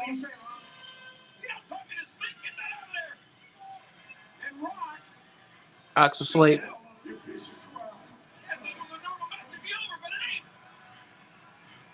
I'm gonna split open that ridiculous eyebrow. No! Mankind, perhaps the great individual in history, loves this atmosphere. You know, I witnessed the Mankind King is like a kid playing in a sandbox in the backyard. I'm worried about the Rock. I'm afraid he'll never be the same after this match is over. Rock is in deep, deep trouble. Over the barricade, into the people. Mankind is going to chase it. Oh, this could be a nightmare. I don't know about this California. Again, I quit rules, no count out. Oh, at all. This is it. I was afraid he was going to turn into this. Mankind with Socko still in his hand. He's a blue-collar entertainer. What a counter. What a slam. A power slam by the Rock. Beautiful. Have a little bit of those idiots out there slam that Rock. Mankind, the champion king. And I'll tell you, his lifelong dream to be champion. He's not going to give. He's not going to say I quit. It's not. Say back then, when I was a kid, I was so invested in the Rock and Mankind, their feud. I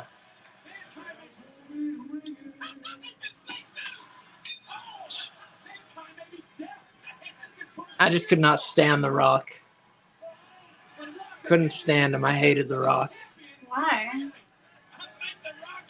He's so likable. because he was being mean to Mick Foley. Oh, What do you mean? Why? That makes sense. That makes sense. Fair. Yep.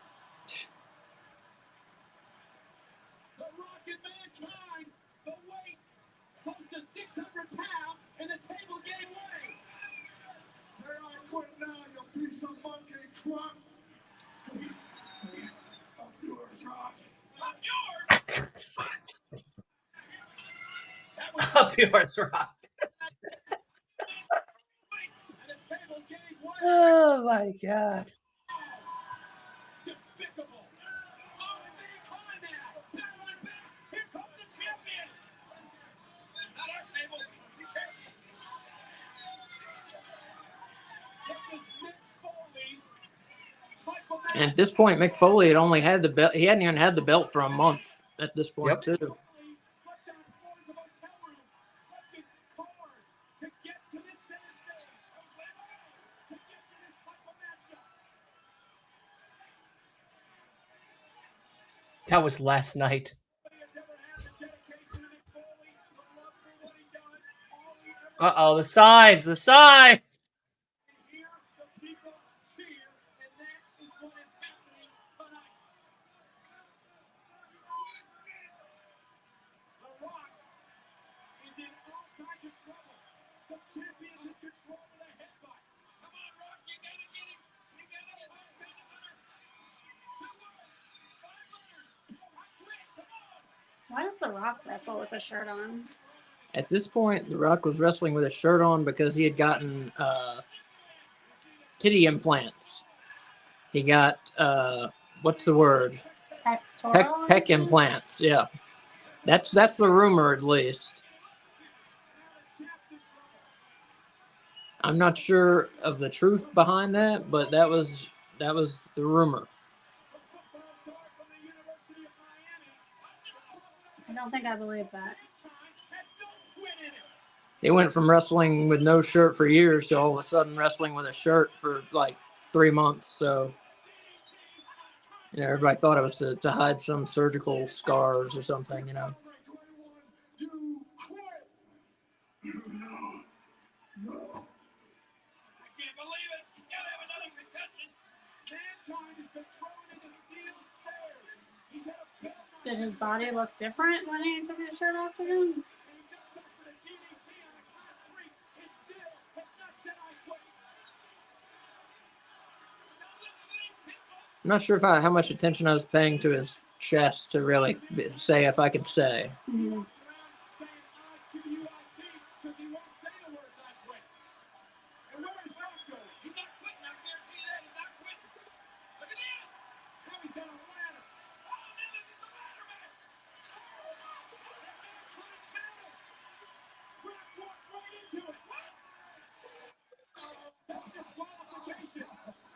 You gonna push yourself. The only way to win is if your opponent says I quit. Mankind is the throwing off cells. Oh no! Mm. Yes, we're getting away, and Mankind's elbow into the ladder. His elbow? What about his whole back? Jesus. Is he bleeding already? Mankind has suffered over the past week. The chair shots in the head of the one who delivers an electrifying elbow. So you quit, you piece of trash. No! He still won't say it. And right now with the ladder again. To answer something you asked 5 minutes ago, no, I don't know if he's bleeding.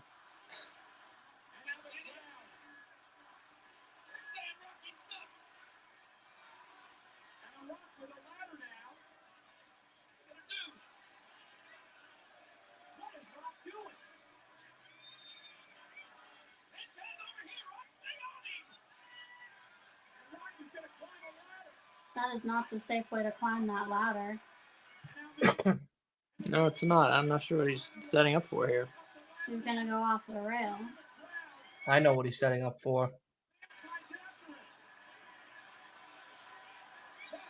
Oh, I think I remember now. Yeah, God.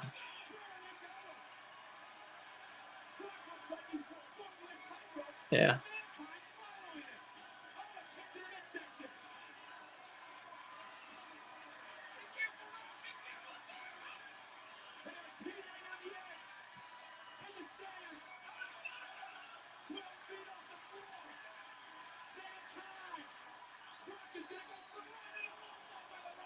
A dirty little cheater.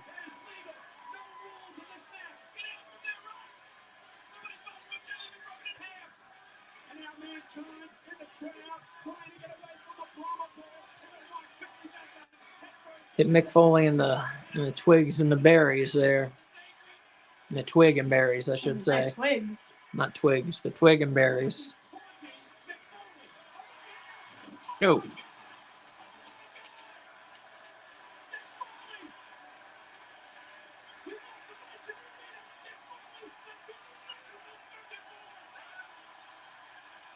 Right, the lights in the arena shut off now.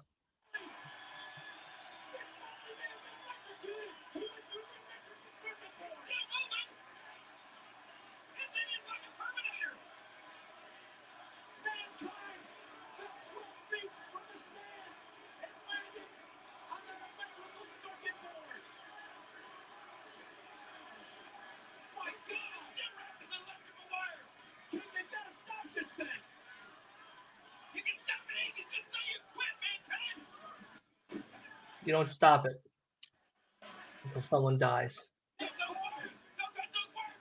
He's barely moving. We've lost the lights and most of the arena. You see Shane McMahon out there. That was pretty clever. This is ridiculous. Mm-hmm. We gotta get somebody to stop this damn match.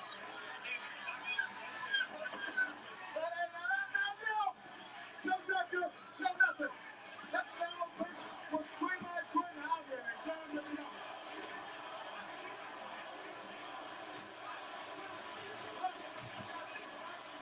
Even Shane McMahon pleading with The Rock to end this thing. And somehow Mankind is crawling. Can you? Well, Shane is compassionate. Yeah, Mick Foley shut out the lights in the arena. Now he's crawling to his hands and his feet as The Rock kicks him in his head.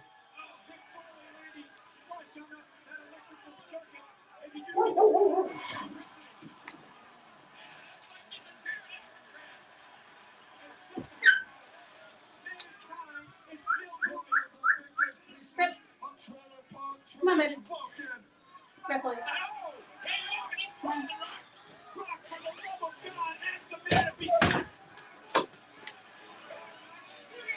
on. Look, they're throwing the signs at him. Yeah. They're throwing the signs at him. Yeah.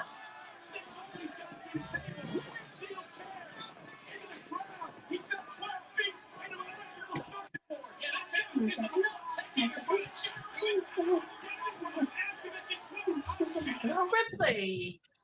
Ripley. Little baby Rips.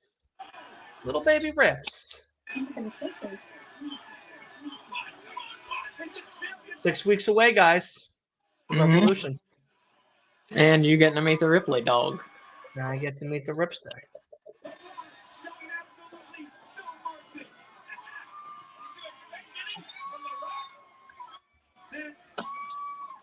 But Ripley.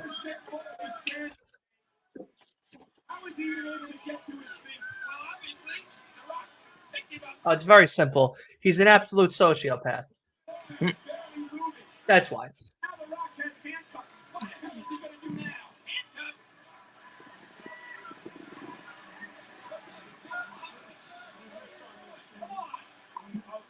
Now here it comes. This is where Mrs. Foley and the kids didn't know what was about to fucking happen. Sure, there's no DQ, no count out, and now he's handcuffing a man who's semi-conscious in the middle of the damn ring. I saw this on camera. Why is the back of Mick Foley's shirt like stained orange? Because it was like that since before the match started. I'm sure I'm sure this is not the first time he's worn that shirt, so I'm sure it's from something previous. Why blood?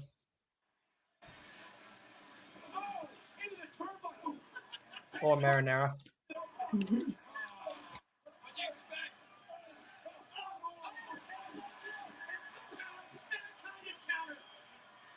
the champion have anything left? What a cheater!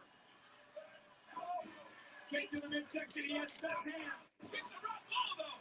There are no rules, King. It's bad time now.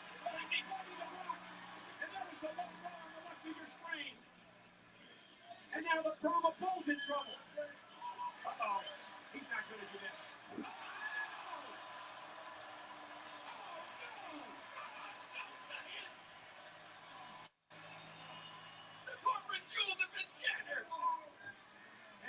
Right in the Rockies. Every part of his body except his hands.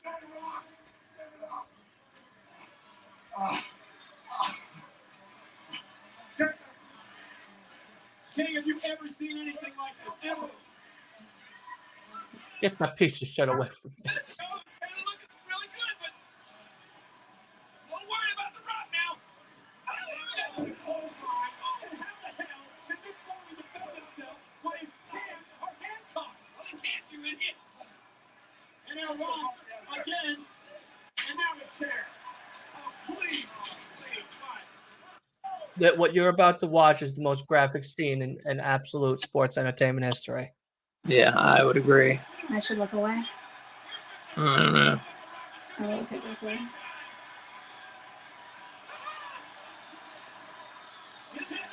He's going to shatter Mick Foley's skull. He can do that. He may have shattered Mick Foley's skull. He can really bust it open now. The corporate elbow. The Rock, after the most electrifying move in sports entertainment today, you quit. Oh, hell, Rock. Go to hell, Rock. Yeah, you think he's Go to hell, Rock. your candy ass first. Yes. Oh no, not this. The boat race. Come on, stop this damn thing.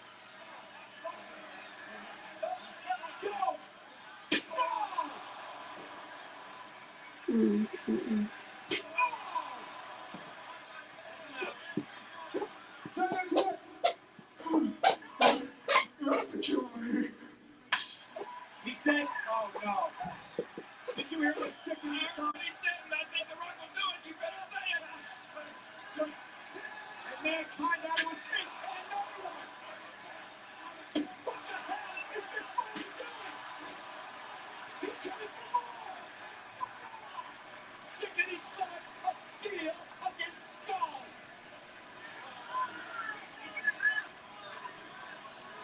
It's not. You think that's bad? Wait. It gets worse. It gets worse, people. Come on, Mick, say it. Mick, say it. Mind you, his 2 young children and his wife are there watching and hearing his head go off of that steel chair. The fucking chair is dented. Us. He did. I mean, like to the point where he still knew where he was and what he was supposed to say. Oh, I don't think. We'll watch. Look how bloody. Mick Foley is a mess. Mick Foley.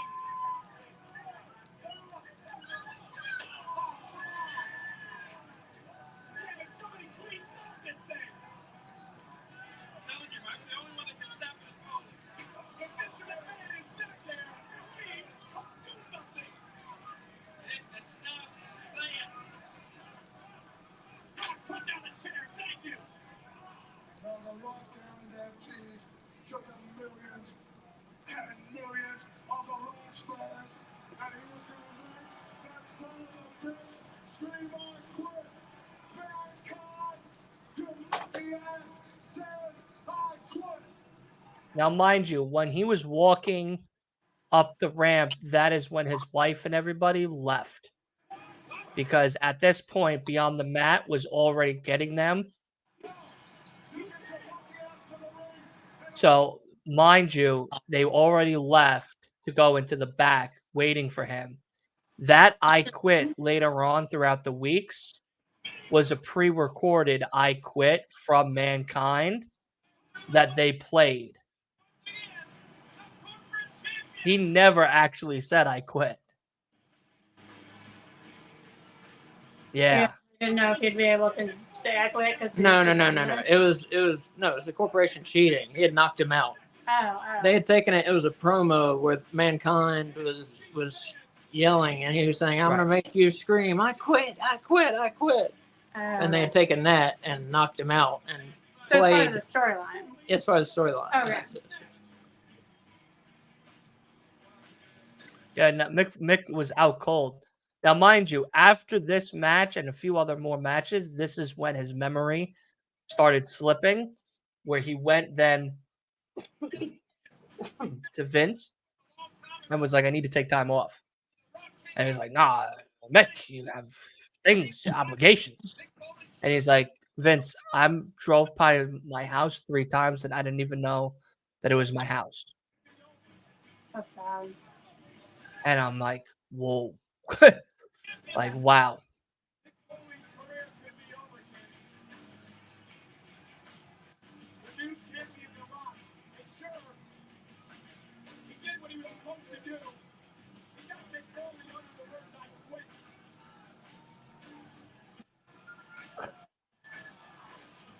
Mick Foley was thrown through steel chairs. He fell through an announce table. Is that next wife that's with him? No. That's the Doctor. doctor. Yeah. Oh. Okay. And no, his wife and kids are in the back. Oh, that's right. Because when they were coming up the ramp, she grabbed both the kids and went into the back because Beyond the Mat had their footage of them crying. So on the actual Beyond the Mat, you see Mrs. Foley and the kids crying. And Mick was actually really pissed off that they did that because they weren't supposed to be on the thing, except for like a little brief second. But they caught them a whole lot more. So he was very upset about that. And also, Vince McMahon called Mrs. Foley a very nasty name. And she stopped coming to shows for a very long time. Yeah. Vince doesn't really seem like a nice guy, so I guess it's not that surprising. Yeah. But he's fighting. Like pouring. He's fighting back, thinking that they're still having a moment.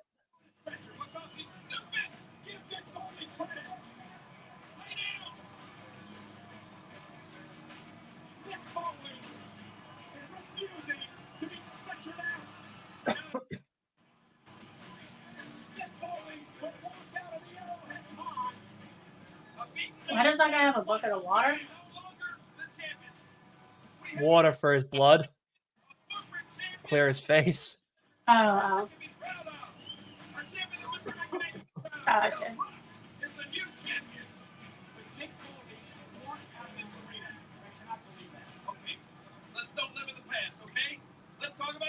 And what's really funny is, so he goes in the back, right? And right when they walk in, the wife and the kids are there, and she's like, "You know that you're an idiot," and he goes, "It's okay, Daddy's fine. Don't worry. We're gonna go to Disneyland." And throughout the whole rest of the show, he's walking with Noelle, talking to her, and telling her that he's gonna go to Disneyland with her or whatever. And he's gonna take some time off now. Absolute lunatic, Mick Foley. Absolutely love the guy though. Long Island's greatest sports entertainer of all time. Yeah, it's pretty tough to watch, really. Yeah. Stone Cold said one of the hardest things of his whole entire career was to follow Mick Foley's Hell in a Cell match that he had with The Undertaker. Because he watched it and he goes, "Well, I don't know how the hell I'm going to top that shit, but all right, I guess I'm going to go out there and try."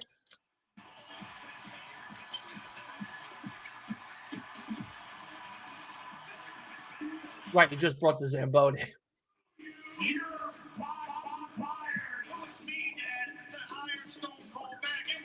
This contract right here guarantees at least one title shot.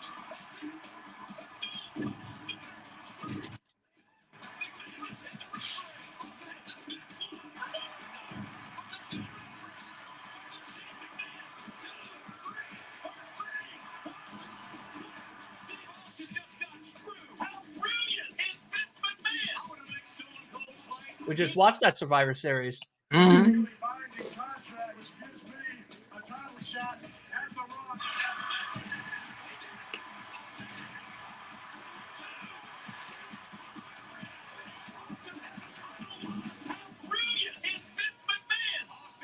January's Royal Rumble, you will be one of the 30 participants. All you have to do, Austin, is defeat The Undertaker in a buried alive match. Stone Cold is a competitor. Mr. McMahon dangled a piece of meat. That being a shot to be in the Royal Rumble.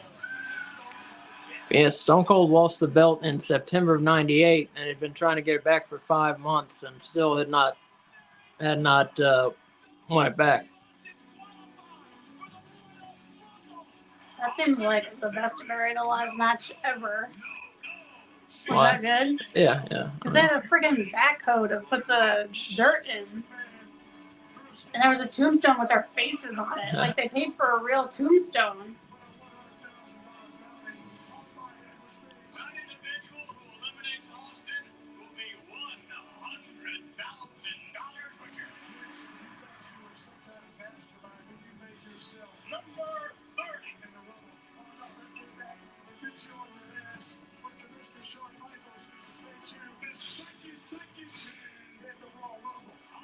There is no chance in hell. I would have made Stone Cold's life miserable. But there's 100,000 dead presidents. You will know that Austin 316 said I just whipped your ass. There is no chance in hell you'll ever again be the World Wrestling Federation champion. No chance in hell. Earlier tonight on Sunday Night Heat, Stone Cold Steve Austin was denied access to the building through the VIP entrance because he didn't have a limo. Well, he wasn't happy about it, King, so So you know what the Texas rattlesnake did? I know what an idiot did. It should have been arrested right there for reckless driving. Well, he got his limo all right, the Eliminator. And Stone Cold Veteran, there and Pond the only way he knows how. I fucking love that. So Stone Who Cold set Steve that? Austin made it Who right. set those ruined cars up in front of the pay-per-view arena? Watch this. Yeah, this was a Vince. around the world, face to face, eye to eye. And Mr. McMahon hightailed it. And Stone Cold took it out on the associates. Well, Mr. McMahon was just giving Stone Cold a little sample of what he's got in store for him in the Royal Rumble.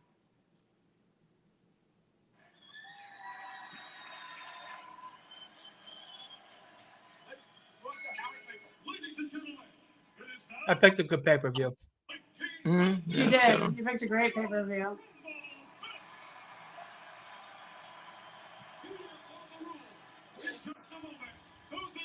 Howard Finkel.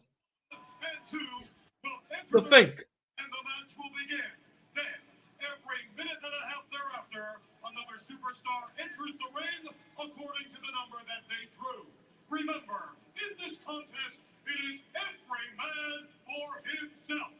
Elimination occurs when a superstar is thrown over the top rope and both feet must touch the floor. Okay, If Howard. an individual is thrown through the ropes and onto the floor, that does not constitute elimination. All right, we Again, over the top and onto the floor, both feet touching. What a The blowhard. winner of this contest will be the last person What a blowhard. after all participants have entered, and that winner of the match will then meet the World Wrestling Federation champion at WrestleMania 15. Anything else? We only got an hour left, you moron.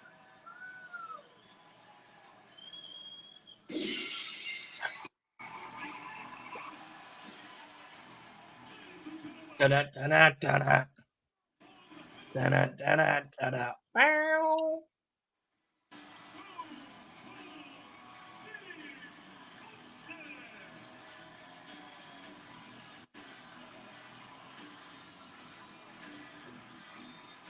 His ex-wife gave him that name. Stone Cold. Because she was like, shut up and sit down before your food gets stone cold.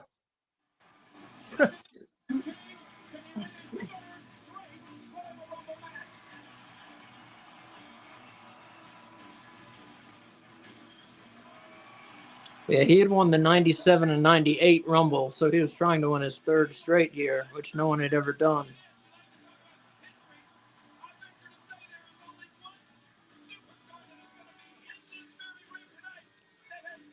Yeah, that was so hard to watch with Foley there. That was probably the sickest thing that I've ever seen in a wrestling Yeah.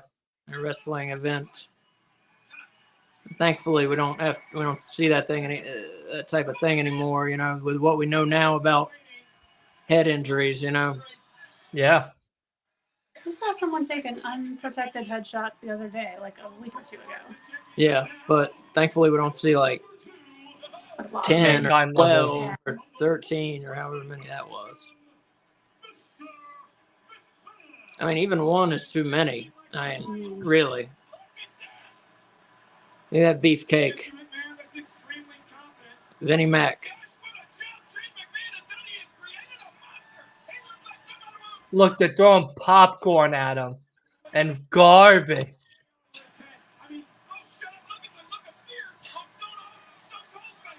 He's a businessman, not a wrestler. Please. Look at that body. What does that say what he is? Oh, he's in great shape. I'll give you that. But Stone Cold The Jack Perry's in New Japan. fans on Yeah, that's Took his crazy. AEW contract and ripped it up. Yeah, we'll see about. Yeah, I don't know I'm about. excited. Back at Forbidden Door, you think? his last shot And it's a work. at getting the shot Who knows? at the WWF Who knows with all that? This is it for Stone Cold. This is more important, believe it or not. Ooh, That's my guess. that's a good guess. Thanks. That's a good guess. Imagine he comes out at Forbidden Door. Mhm. Ooh. goes after like the current international champion, Mm-hmm. and that's his way back into the AEW roster. Yeah. I want to see him in New Japan now. I think that's a good training ground for him.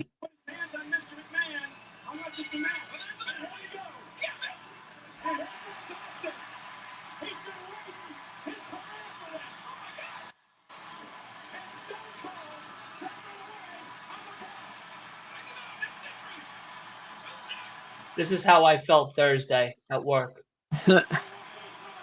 I wanted to do exactly this for my guy with all that nitpicking.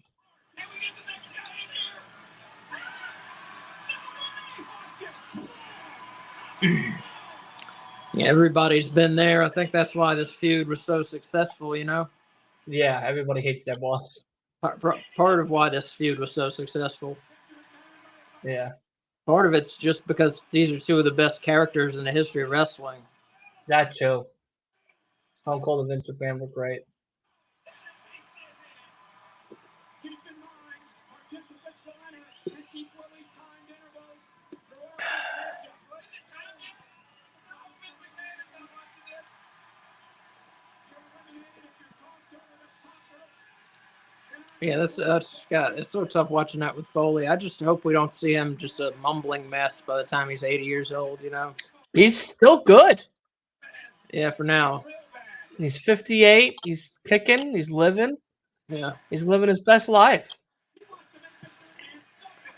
He wants to make you think about it. Then you see the clock. There's the clothesline. Who is the next entrant?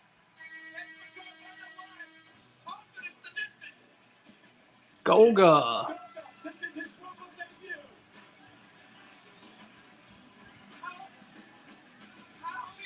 Who?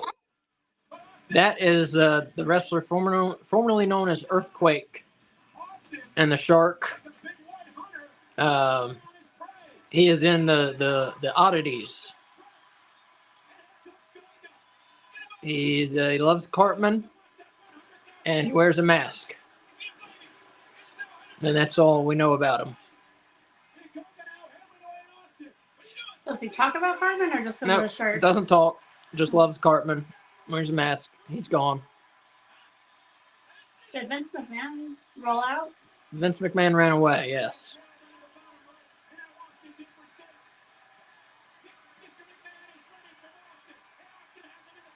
Oh my God, they're so close to the fans.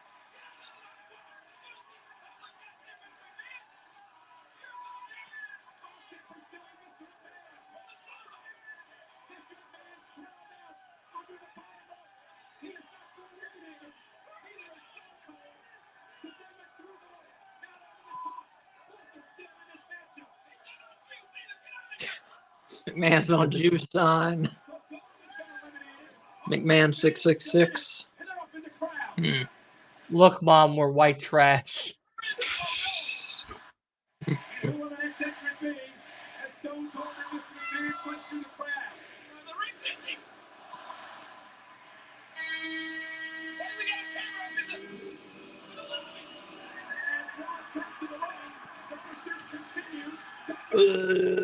That's one of the Legion of Doom is in the ring by themselves. Oh, That's the ladies' room. yeah, Vince McMahon ran in the ladies' room where he meets the corporation with Test and Ken Shamrock. Oh, it's Draws, but Draws before he Well, got paralyzed. cameraman's down. Yeah.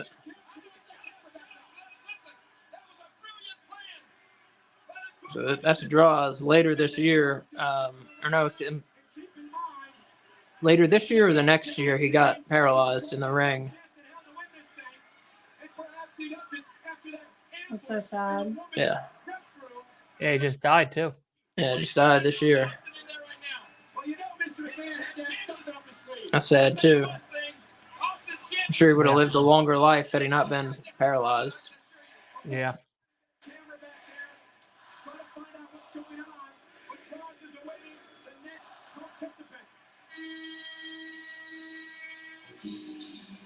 Edge.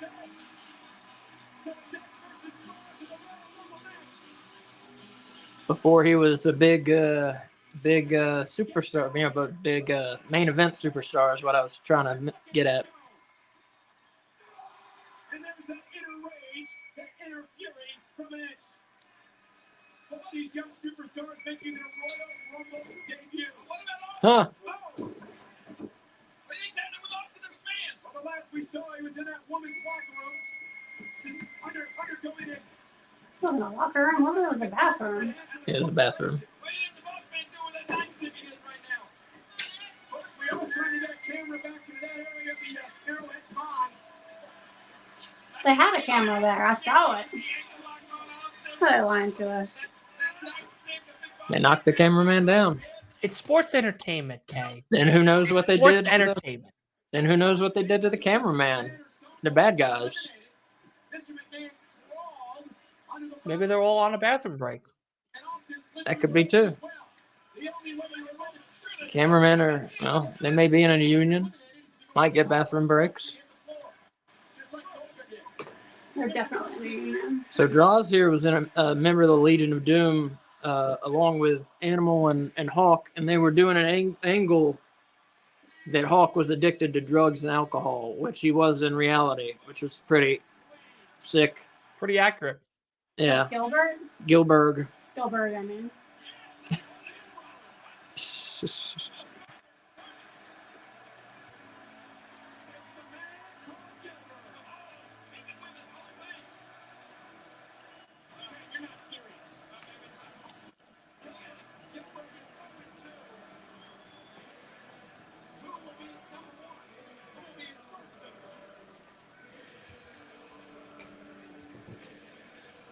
with the piped in arena chants.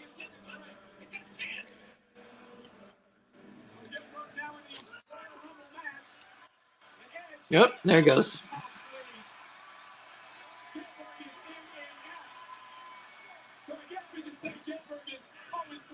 Oh. This is a long shot. And the ladies' restroom. Stone Cold looks to be unconscious on the floor.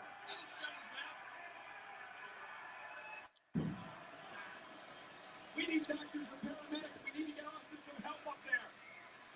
A vicious attack on Austin by the corporation. He got exactly what he deserved. What do you mean he got what he deserved? I mean he had intentions of leaving poor Mr. McMahon laying just like that, and it backfired on him. Mr. McMahon's the one that left the ring. Stone Cold probably when he was throwing him over the top rope when he was done with him. Yeah, right. Why didn't he throw him over the top rope when he had a chance? No, he was sadistic. He wanted to inflict more pain and punishment. He wanted all the rest of these 30 superstars to come out here and hurt Mr. McMahon too. But it was a perfectly calculated plan by Mr. McMahon. He knew the corporate team was stationed. Hey, where's Gilbert? Man, they call Gilbert. Gilbert and Corbin have been eliminated, and now Cross is trying to do the same to Edge. How long did the man they call Gilbert last? About 10 seconds. And who will be the next entrant? You get a pack of Skittles, all the candy. Huh? Yeah. Gonna get more water. A Lethal Weapon, Steve Blackman.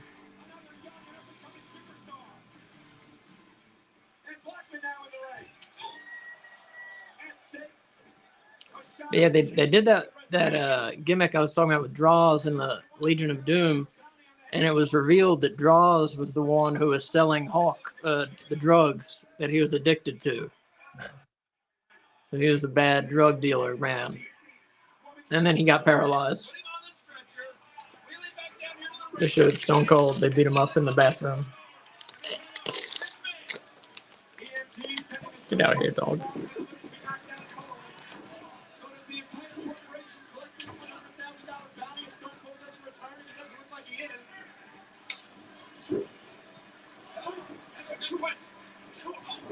Here's Blackman, one of your picks to win the Rumble match, King.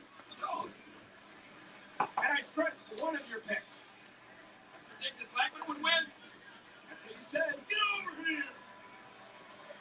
Oh. And now Stone Cold, he placed him at backboard. Meanwhile, in the ring, it's every man for themselves. There's no friends in this. A lot at stake. And who will the next entrant be? 3 men in the ring now. So who are you for in the Rumble, Kay? Stone Cold. Stone Cold. What about you?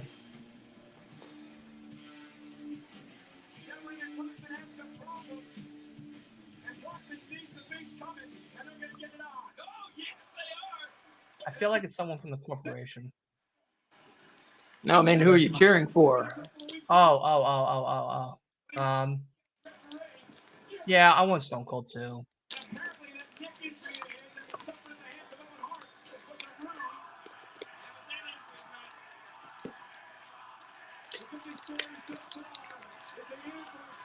Yeah, Owen Hart's still alive at this point, right? Correct. Yeah.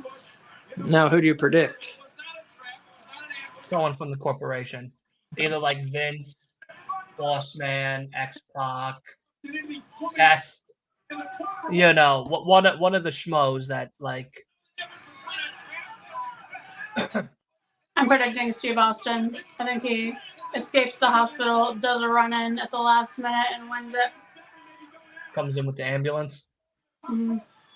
Yeah, I can see that. So there's Dan Severn in the sweaty gray T-shirt. Why is he wearing that? I don't know. I don't know.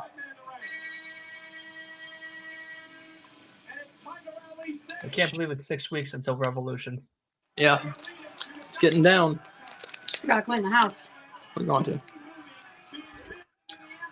You got 6 weeks. You could take 2 more weeks off before cleaning. No, don't say that. We're getting the We need all Christmas. 6 weeks. We're getting the Christmas stuff up today. We got it. It's fine. I got it. I got a plan. It's fine. Mm-hmm.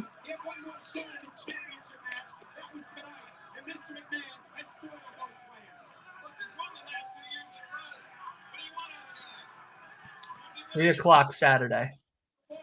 That is when I will be seeing all of you beautiful people. Awesome. Yeah.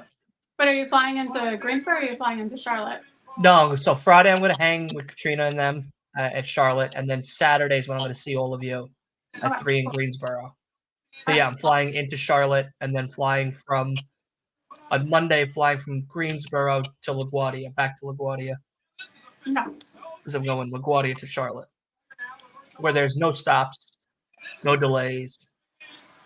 Because Ronkonkoma was like 1 stop or 2 stops. And it was pointless. So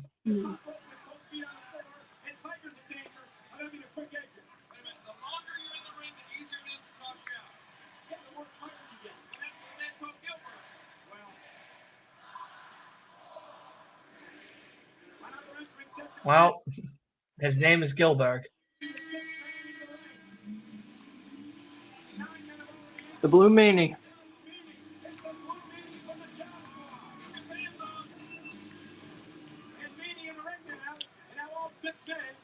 Really got some superstars in the Rumble. Thing?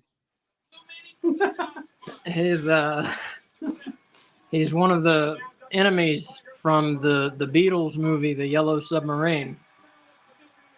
I thought maybe he was a taste tester in catering. And he became the wrestler, took that and made it a character in ECW, and then somehow he got a job in WWF. Wait, are those painted on glasses? Yes. Yeah, get his ass the hell out of here. Get him a. He's having to hike his pants up. This is one of the most memorable nights ever. I love it. I mean, The Rock becomes the new champion. Stone Cold has no chance in hell. So, Ken, let me ask you the question again. Is the corporation going to collect the bounty now? I don't know. Okay? Well, you seem to know everything about this. Yes. Corporation's collecting that bounty. 100%. I think Kay froze. Sorry. Nope, not anymore. Adjusting our air conditioning. Or our heating, rather. It's cold in the house. Yes, thank you. No number 11. No number 11. Oh. Moss just slammed into the concrete wall, and that's Mabel. We saw him earlier tonight come out with a mask on in order to soften up Mankind on Sunday Night Heat. What happened there? You think Moss was the guy that was scheduled? And Mabel had other plans? Well, apparently Moss was scheduled, and Mabel decided he wanted to enter the Rumble. Oh my God. So this is the last time we see Mabel. This is the last appearance of Mabel as Mabel. Well, I don't know, but he's coming to the ring with a purpose. this is probably the next to last appearance of Mabel as Mabel. Very soon after this, he becomes Viscera. Very soon. Yeah. And Mabel immediately goes after the Beast. There goes the Beast, and there goes Blackman. That's one. So Mabel is quickly eliminating 2. They get 3 individuals. Tiger, 7. Mabel, 1995 King of the Ring. For some reason. Now it's Medium's Ross. And that's still in there. Yeah, get Blue Meaty the fuck up out of the ring, all right? Take his ass back to catering. He looks hungry.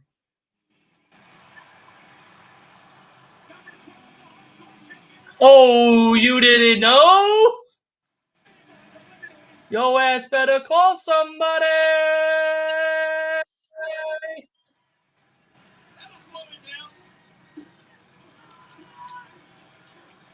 So Kane Blackman's been eliminated by Mabel, and Blackman, and there goes Edge now.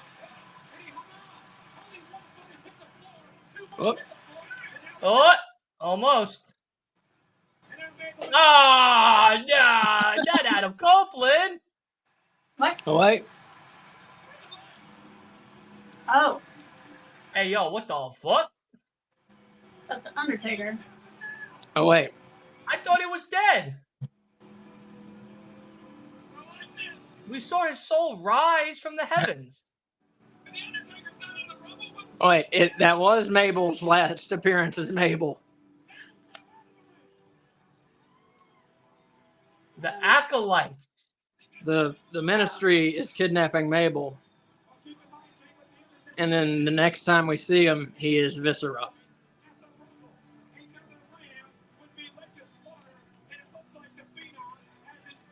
This is when the Undertaker was super evil and awesome. So he's not entering the Rumble? That's what they didn't do a countdown. No, I don't believe so. So wait, Mabel, He just came to get Mabel. Mabel went over the Yeah, top he literally just came to get Mabel. No, I don't think so. He just came to get him. So he's going to be the winner because he's going to be the last one over the top rope? That's a good point. I don't think Mabel went over the top rope, but he's gone anyway. staring his eyes roll back in his head? Is there no one in the ring now?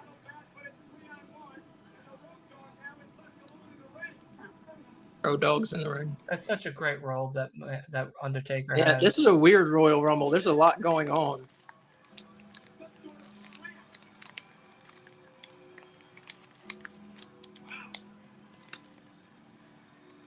Right now we got only one. There's a red one. But no, Mr. McMahon's still in the Royal Rumble. And so Stone Cold Steve Austin. He's in the hospital.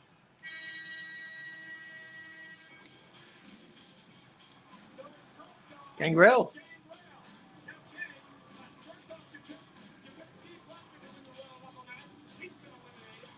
Big day for Gangrel.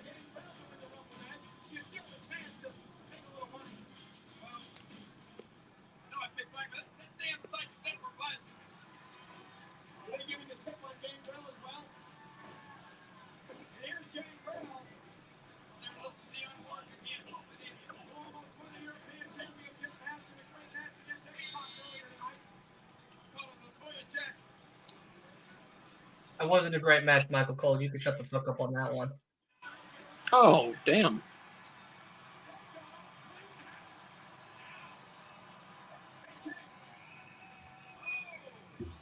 That hurt. Yeah, it was not a soft landing. No. Damn it. It did look like it hurt. Mm-hmm. I would just stay down for a little bit, gang.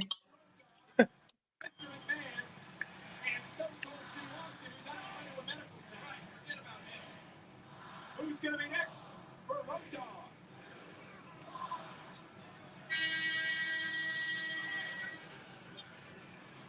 Kurgan. 7 foot tall, 350 pounds. Also, Is that the oddity. Goldberg's friend? That's Golga's friend. If Road Dogg can pull this off, it's going to be The guy in the South Park T-shirt. That's his friend Kurgan. Keep in mind, Road Dogg's already went through it. 15-minute match tonight. And he's been into the ring now in the Rumble match for a good 5 to 6 minutes. I want them to bring Steve Austin and Vince McMahon back. Kurgan now set Vince is still in it too, right? He hasn't been eliminated. Correct. You know, Mr. McMahon's still in this Rumble match. Where is he? Good question. You know what? Kargan from Jargon. Oh, it's a legitimate question. Tell people what they're looking at right here. That's all you're looking for. Kurgan now with a good up underneath the chin. You're eliminated if you go over the top rope and both feet touch the floor. At stake now is a shot at the title at WrestleMania. The championship. If you're the last man standing or person standing in the Royal Rumble match. One thing, there's no chance in hell Kurgan will ever win Best Rest. Another entrant set to come in now. And it's a Texas Al Snow. Al Snow without. Ed! What does everybody want? 2 weeks ago on Sunday Night Heat, and Al Snow has not been the same since. Oh, I think they were saying someone has kidnapped Head. Al Snow told me in the locker room I did not hear who. about the Rumble match because he wouldn't have his guiding light with him at ringside. All I know is he spent too much time in the locker room. That guy's not still on anything, is he? Who? Kurgan? Yeah. He sucks. He just is awful. Yeah, I see that. It's like not even a flinch. Yeah, he's terrible. Out of this Royal Rumble match. 7 foot, 350 pounds. The size of Kurgan's feet. And Road Dogg now let Al Snow do everything. Every man for himself. Road Dogg just eliminated Al Snow. And Al Snow was helping Road Dogg out. Smart move. Oh. Smart move by Road Dogg. Now Road Dogg now one-on-one against this massive human being. I feel like that wasn't a smart move. It wasn't a smart move. No. Kurgan, probably the worst one on the roster at this point, I would say. Officially, Kurgan and Road Dogg along with Mr. McMahon in the Rumble match. Blue Meanie would be down there. Blue weenie. Kurgan's got to be the worst, yeah. Oh, yeah. Gold Dust!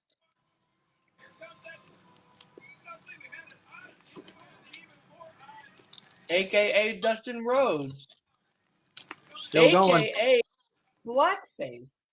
The former Intercontinental Champion immediately went for Road Dogg, who is the more tired of the two men. Well, they don't say that Jim Ross is say the anchor doesn't fall too far from the tree. It's certainly true with Goldust, isn't it? Kurgan now whipped into the ropes. Here's Goldust, follows up with a clothesline. Will the big man go down? He had set up DDT. Goldust had set up Road Dogg for shattered dreams, but couldn't deliver. Road Dogg now. Kurgan's hurt. He knocked his hat off. That should really make him mad.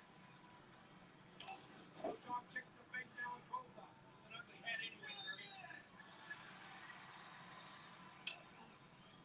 The winner of the Royal Rumble match gets a shot at the championship against The Rock at WrestleMania. Oh no! Don't tell me that he's gonna get Goldust to take his own medicine. Road Dogg was setting up Goldust for the shattered dreams. Kurgan no holding Road Dogg back as The Rock continues to count. There you go. It's a low blow. Road Dogg has, like, no moves. No moves. He has punches. Oh, shit. Godfather.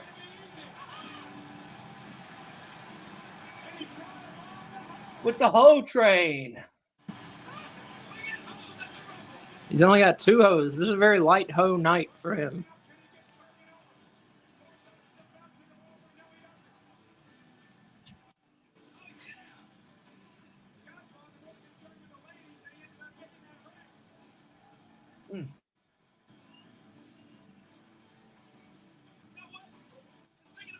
Used to be called Shanga. What'd you say? What? What? Wasn't he Papa Shanga He before was. this? Papa Shango, Yeah. Kama, the ultimate fighting machine, Yep. or Now the he's a supreme pimp. fighting machine. Now he's a pimp. Now he's a pimp. What a life. What a life he's lived.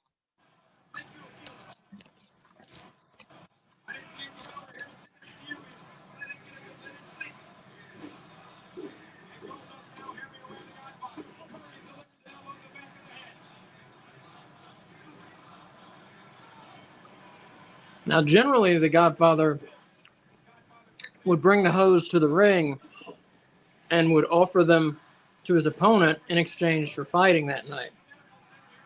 He didn't do that this night. He could have invited, Kurgan to take the hose in exchange for, just stepping over the top rope or something, Right. It was a crucial error on the Godfather's part there, I think. Well, he would have put the hose in the danger zone because if they were ringside and someone got thrown over the top rope, they could be injured. Oh, it's Kane. Crippled hoe, there goes his money. Nobody wants to pay for a crippled hoe. Good point. That's fair. Good point, Kay. I don't think that was my point, but What was your point? well, that they could get hurt, not that nobody wants to pay for a crippled hoe, Oh. which is not Listen, we'll say tomato on this one. All right. wrestling. We'll say tomato Alfredo sauce on this one. All right. It's a possibility of both. There goes Road Dogg. There goes Kurgan. There goes the Godfather. And I believe there goes Goldust.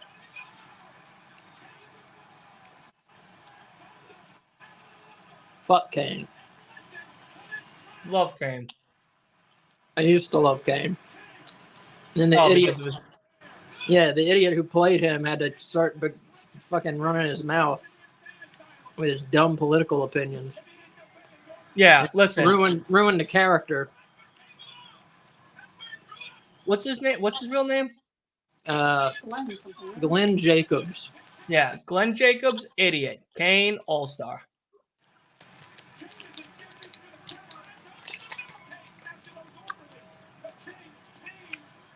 Wait, did Kane step over the ropes? He did. Oh, okay. He is self-eliminated. Self-eliminated. Getting away from the... Somebody was trying to put him... Vince McMahon was trying to put him in the mental institution, I believe. Yes. Vince is back. He doesn't look like he's dressed to wrestle. What would you have him wear? He was wearing something different when he came out the first time, wasn't he? He didn't have a shirt on. Right? Because he wanted to show off. Was he wearing trunks before? Or... He was wearing jeans before. Oh, okay. So same pants, just added a sweatshirt. Yeah.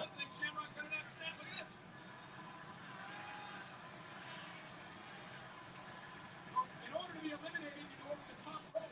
Mr. McMahon went through the rope. So I love Ken Shamrock. Ken Shamrock's funny, dude.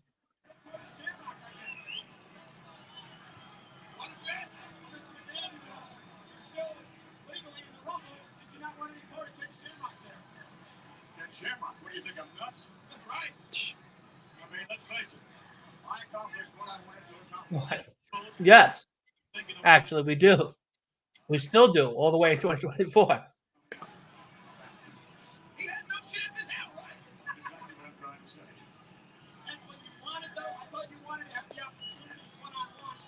Hey, come on. Why don't you tell me, man? Look at how nice his hair looks. Not even a hair out of place.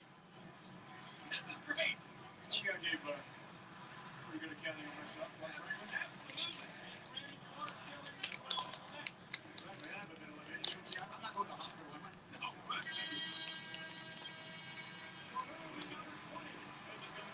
Billy Gunn with an injured ankle.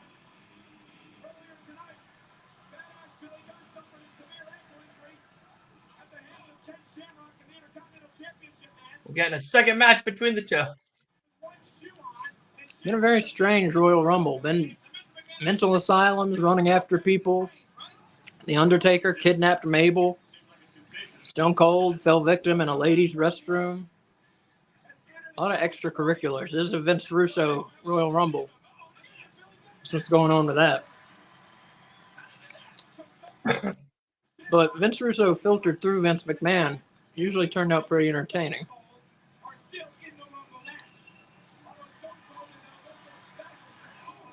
Where he got trouble was when people gave him no filter. Was when people gave him full reign, Vince Russo. You know. Yeah. That's when he started fucking up. When all his ideas got through. I don't know, McMahon approved his Brawl for All idea. That was a shit show. Yeah, but I'm just saying when, most of the time McMahon was very good about filtering Vince Russo. Mm-hmm. Led to a lot of good stuff. Led to some crap, but led to a lot of good stuff.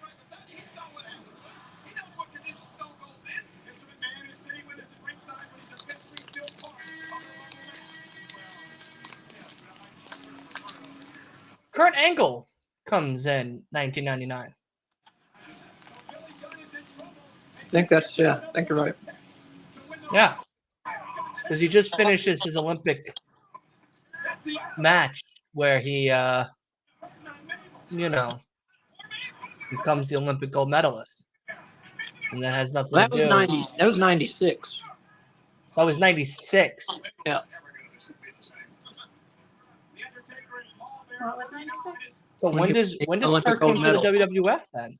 It was 99 or 2000. I think it was 99, later in the year.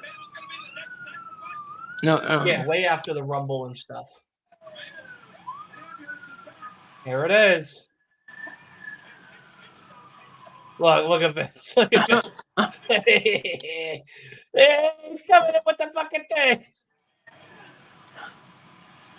He's getting to drive all sorts of fun cars today. Zamboni, beer truck. No, I mean just today. Today he drove that monster truck limo. Oh yeah, the monster truck, the pickup truck.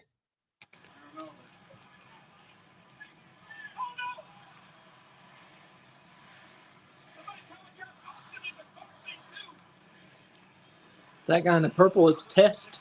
That was Stephanie McMahon's first fiance, kayfabe. I thought that was Hunter. No, that's Test. That was Stephanie's first fiance. Yeah. Looks a lot like her later fiance.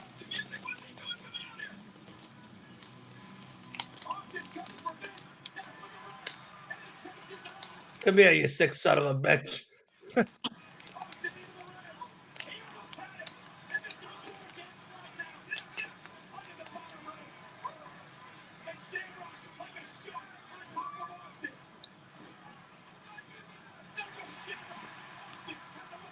Wait, is the Boss big man. in this? Correct. Oh, he just ended. He just- Brock's gone. They were playing Austin's music, though. That's why I was confused. I think they just played Boss Man's music. Oh, okay. Yeah. It was a little hard to hear. There's so much going on. Mhm. It's 316. Austin 316 at 316. If you're just joining us, we're at 2:14:50 in the Royal Rumble. That's cool, Dylan. I didn't notice that. The time is 316 with Austin 316. You mean it's 3:16 right now? Right now, in reality. Austin literally came out at 316. That's like the Pink Floyd Wizard of Oz thing. Yeah, if you started at the beginning of the Wizard of Oz movie. I haven't done it. I want to do it one day. Oh, it's pretty cool. I've done it. Yeah. It's pretty neat. You got to be reading the lyrics though, or you have to know the lyrics already, or have to be reading along the lyrics. I hated these pants for Triple H. Why I is that? hated these pants. Just don't Look at them. They look so ridiculous. It looks like he's a horse rider. I was gonna say, Yeah, like they're still trying to do this Hunter Hearst Helmsley shit Yeah, it does. for the guy. It does. Yeah. Yeah, you're I right. hate it. Which we have to definitely do, like pick wrestlers and hot or not, top 5, or something. We have to, because I still can't get over the fact that you don't think Triple H had a great run. I still can't get over that. No, man, he had a great run. I'm not arguing that. Just I didn't care.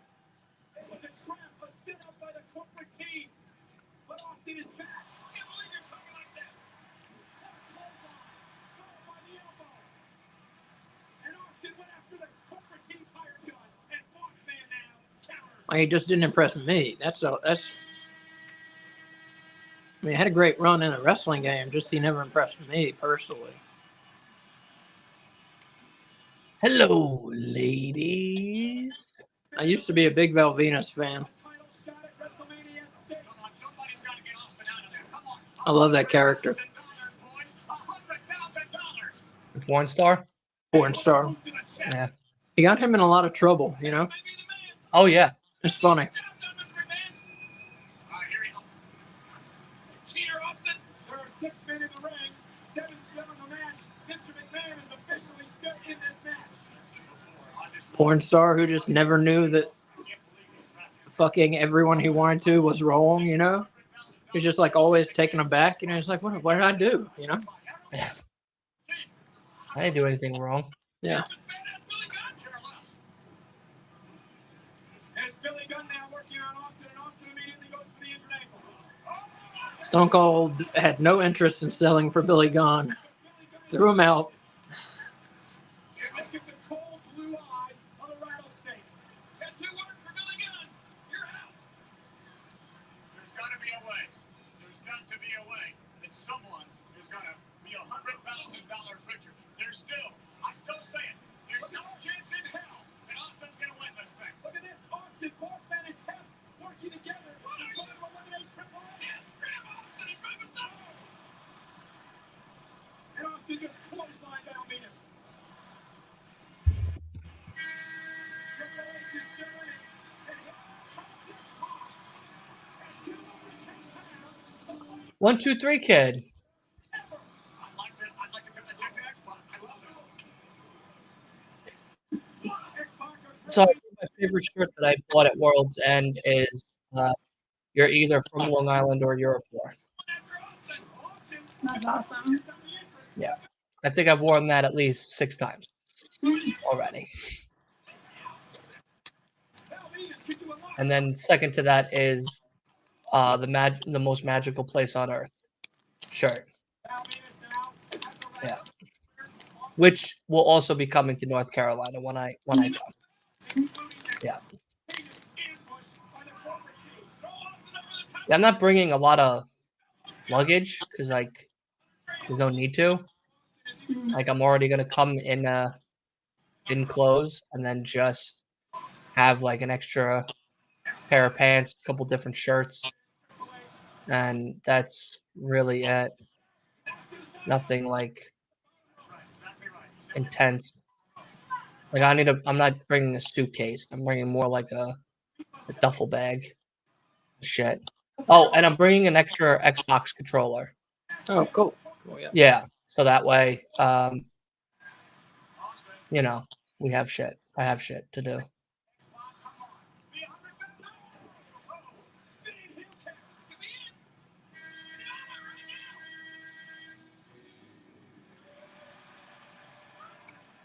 Who's that? Mark Henry. Oh. Sexual chocolate. Sexual chocolate, Mark Henry.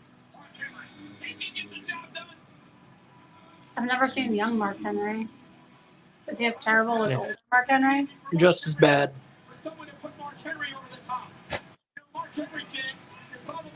I hated Mark Henry with the dreads. Mark Henry with the braids was terrible. I hated every version of Mark Henry. Terrible. Even the one who fathered a plastic hand? Especially that one. All right, now that was funny. That was funny. Mae Young and him I didn't know what to make of fathering that. a plastic hand. I didn't know what to make Classic. of that. Yeah, that was a that was a Vince Russo that Vince McMahon let get through. I don't know what. I don't know why. I just don't. Why a plastic hand? I Of don't all know. the things. I think it was a rubber hand. I'm not sure if it matters, but I think it was a rubber hand. Okay, either way. Why? I don't know. Maybe her old body, all it could do was make a hand. But it was a giant hand. Like it was larger than a man's hand. It was larger than most men's hand. It wasn't a fetus-sized hand.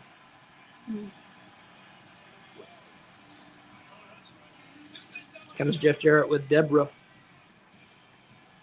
Deborah's tits. Oh, I see the sign. Make ratings hit. Glad the sign now. She became Stone Cold's wife.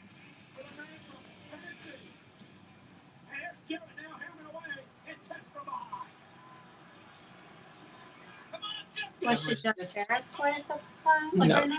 no. Was she ever Jeff Jarrett's wife? No. Oh. No. But her tits makes the ratings hit. As that sign says.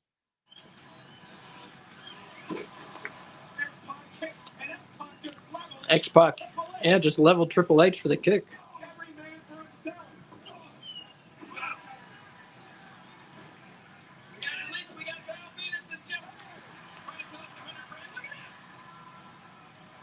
Yeah, anyway.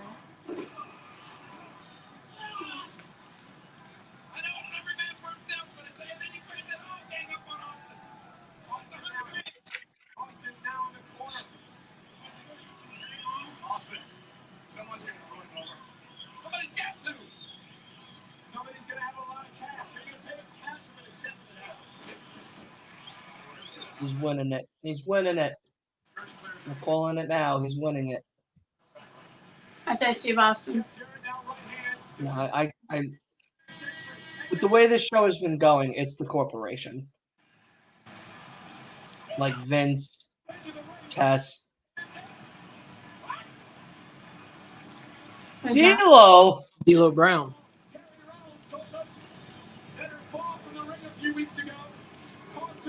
The man that would paralyze drugs.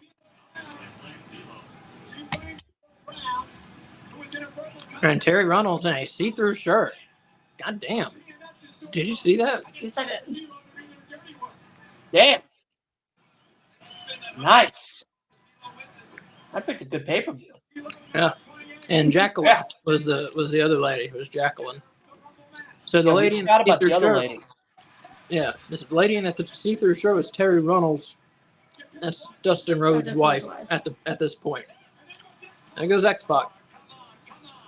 Somebody has to eliminate Austin, damn it. Somebody, come on, boss man, do it.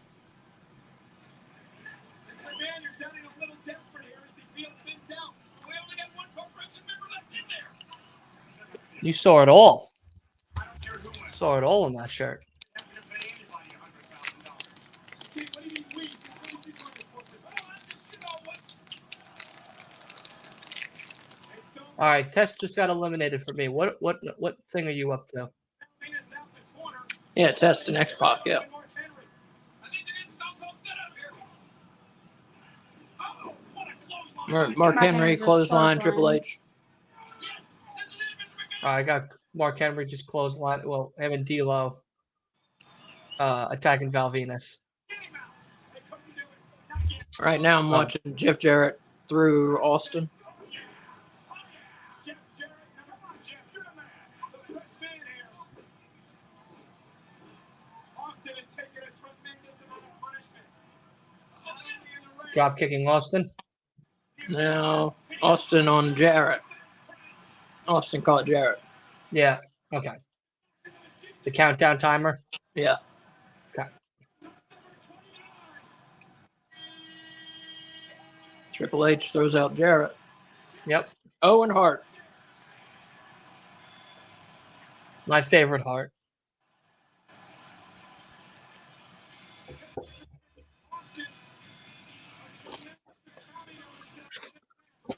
Yeah, well, watch this. Owen Hart. Owen Hart and now D'Lo. Watch this. They're going to team up. If they team up, do they split the money? All right with me. It's like that's what they want to do. Oh no. And Triple H now. Why they stick his big nose in there? Because he wants the money. Oh, And Austin now. Austin, every once in a while. Here he comes.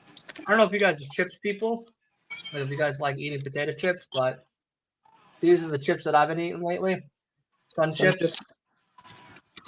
They're made with like veggie oil and canola oil. So more whole grain and heart healthy, they say, than like your Lay's and Doritos and Cheetos and shit.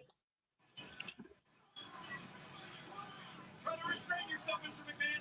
Don't let him push you over the edge. He's just trying to coach you in there. Calm down.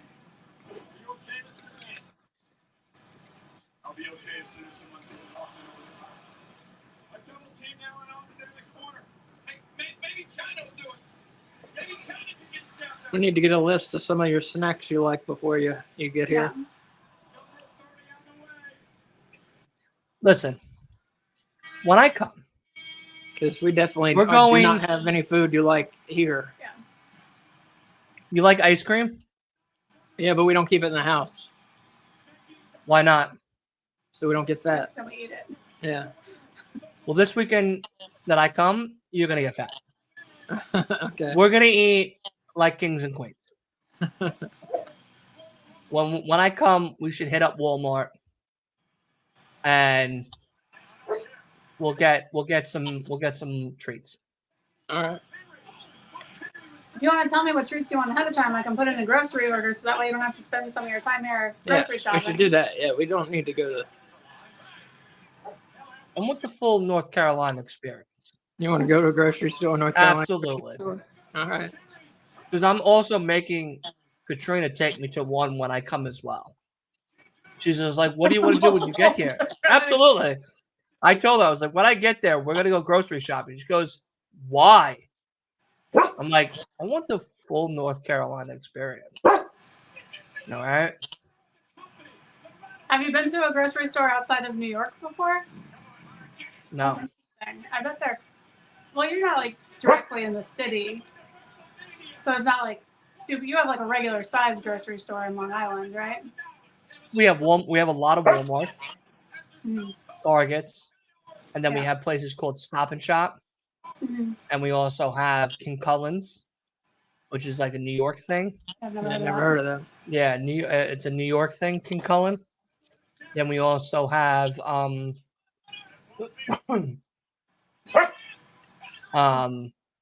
lot of delis, a lot of Italian places. Mm-hmm. If you, I hope one day you guys come up to Long Island, because if you do, there's one place there's two places we're going to the moment you touch soil on the most magical place of them all. We're going to Vincent's Clam Bar, and you guys are gonna eat like fucking kings and queens. Absolutely. But we're gonna also go to Uncle Giuseppe's. They make everything from the pizza to cannolis to the tiramisus, everything in-house. Awesome. It is 4 times the size of a grocery store with all imported shit from all parts of Italy. That's very cool. Yeah. That sounds awesome. Yeah. Yeah, we'll come We're up. gonna try we gotta try to make that happen. Yeah. Yeah. So we're down to 5 here, I think. Owen Hart, Yeah, Big Boss Man. Boss Man, Owen, Stone, And Vince. Stone Cold, and Vince. and Vince. Good deal. Good. D'Lo trying to make a huge boost to his career. $100,000. Come on, let's go. Yeah, who eliminated China? Hunter? Austin. Clotheslined her right out of there. Did she eliminate anyone when she was in? She was not in for long. She came in, she came out. Yep.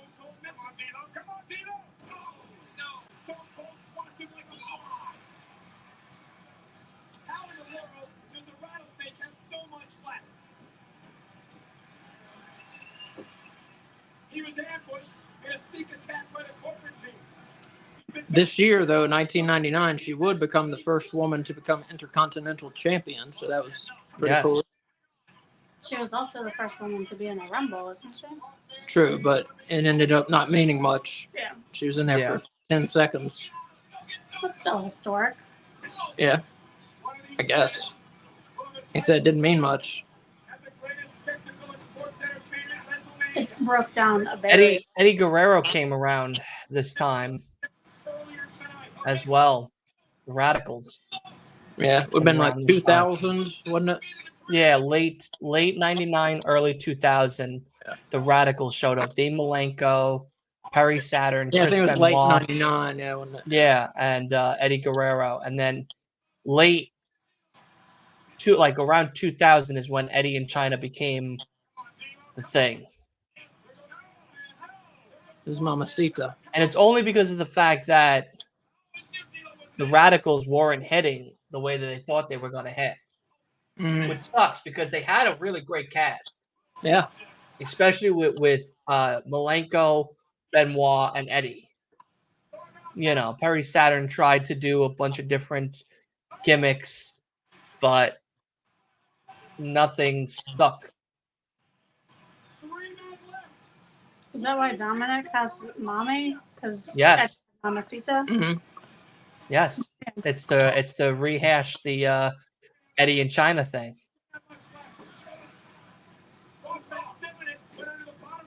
That's interesting. Yep. Elo going for a long splash. Can't believe he made that. Nice splash. Watch out, D'Lo. Oh. Oh! So it's down to Stone Cold, the Boss Man, and Vince McMahon. And now there's just two. Get your ass in here, you son of a bitch.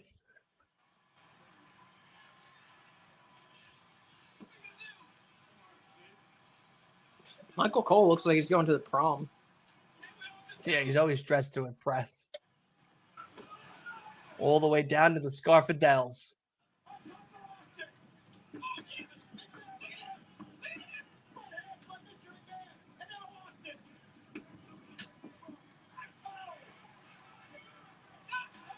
Where are all those little pieces of paper? Pieces of paper? Yeah, see them? They're like all over the place. I don't know. Notes? Rectangles, like little factoids maybe for them to show? I don't know.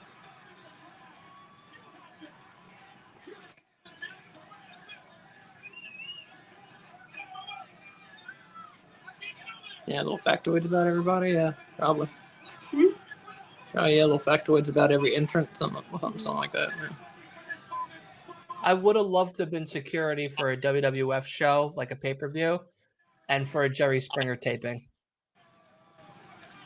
Both of those things seem miserable. God. Oh no, both absolutely creme de la creme.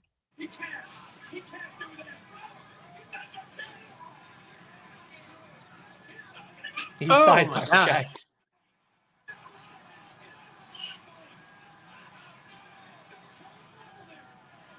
Vince, to his credit, never asked the wrestlers to do anything he wouldn't do. Yes.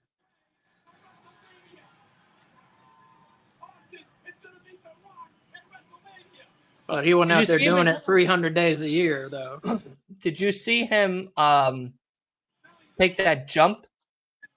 Yeah. At one of the, like a few years ago, at like 70-something years old, from like a 15-foot drop onto the mat? Yeah.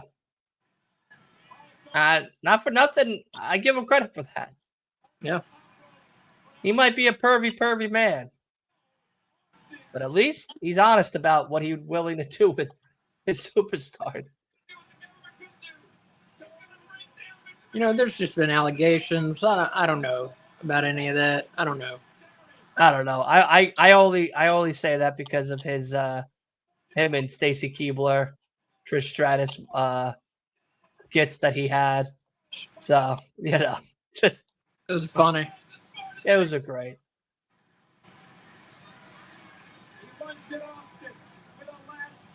Yeah, I mean the character's a pervert. Yeah, definitely. Yeah, absolutely. He paid one woman referee though. Like a lot of money. That's what they said. That's what they say. I don't know. Yeah. Again, I don't know. I don't know. When people go for the checkbooks instead of police, I don't know what to think about them. I don't know. That's true. That's a good point. You know.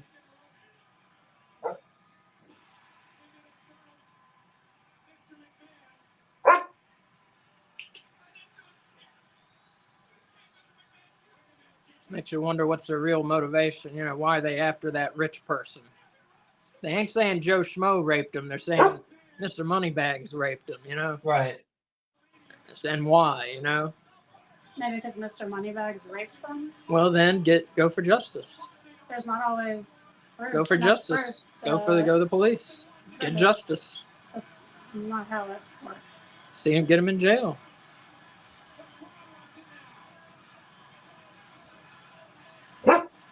Although, personally, if I were raped, I would take like millions of dollars over seeing him in jail. So. Oh, Vince McMahon just won. Vince McMahon wins the Royal Rumble? That was my second guess. Wins the Royal Rumble. I was right. The corporation. Damn it. Hey, what are they barking? The Rock ruined everything tonight.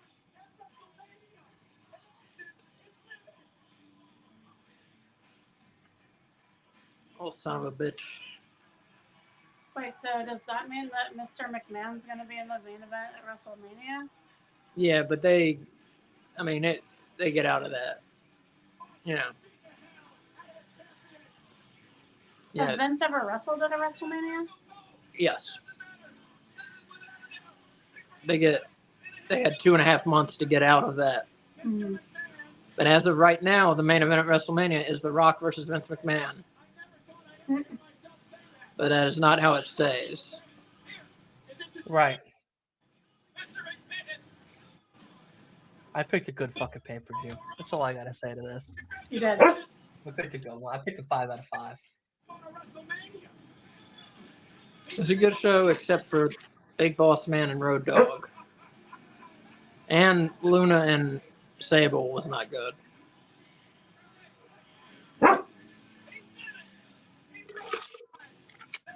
Overshadowed by all the other matches. I can live with it. Yeah. It's fun.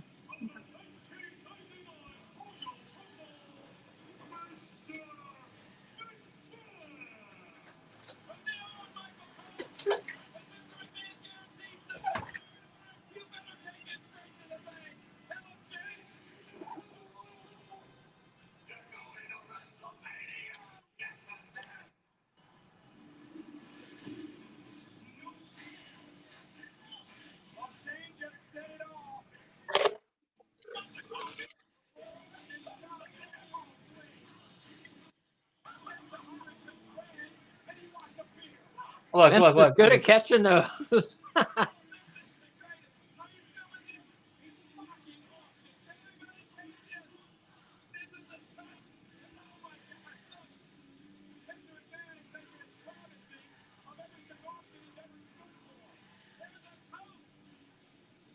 I love it.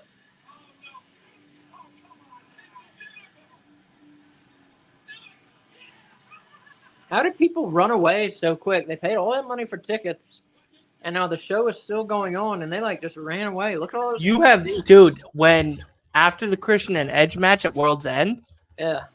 half of the stadium where I was sitting was gone. That's Gone. crazy. So they missed the MJF match Yeah. on Long Island. Not my problem. Maybe they weren't from there. It's bizarre. That's what I'm saying. And they missed the Devil and the MJF match. Yeah. Some left during the Devil, before the reveal, and then immediately after the reveal. There was 4 rows behind me where this guy goes, this show is absolute shit. And he fucking walked off.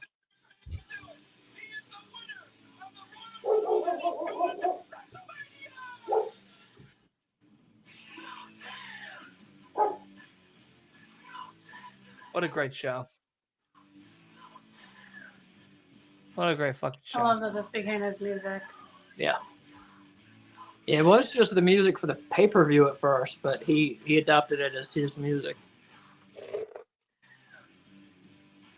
Still an excellent choice. Excellent choice. I only pick winners. You know what I mean? I only pick winners.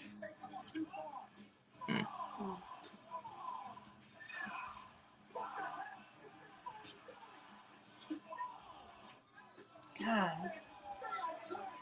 Well, who now picks the next one?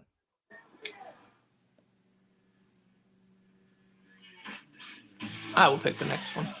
Okay. Do we have 2 more? What's next week? Next week is the 21st. 21st. We have 1 more week until the Rumble. And then we got the 28th. Oh, no, Well, wait. What's it? The 14th? Yeah, next so we Sunday got is the 21st, and then we got the 21st and 28th. So we got 2 more. Right. So you have the Rumble and then the Do we week want to do it after. on the 28th, or do we want to take a week off? I mean, I don't mind starting the Elimination Chamber stuff on the 28th because that's what we're getting into. I thought we were going to do Sting in February. I'm not going to argue with that. I'm not arguing. Yeah, that's fine. Well, we can talk about that in a minute. We'll talk about that later in a minute. Yeah. Do you know which Royal Rumble you want next? Not yet.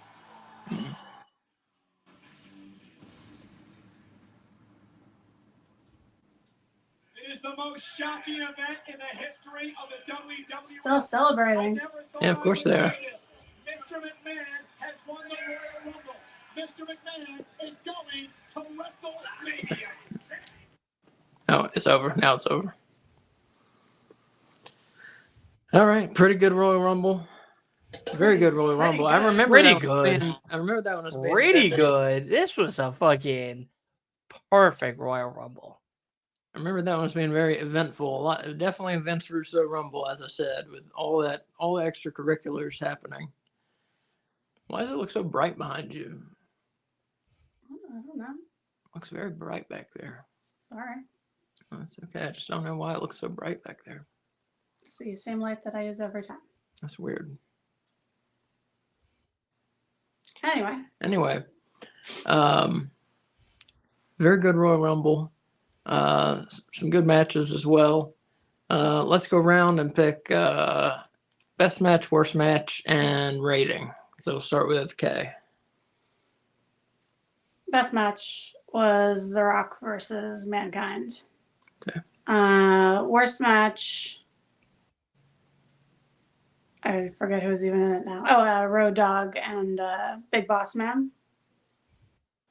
Although the women's one is a close second. That I'm going to give it to the women's match because I had higher expectations of that match than I did of the Road Dogg and Big Boss Man match.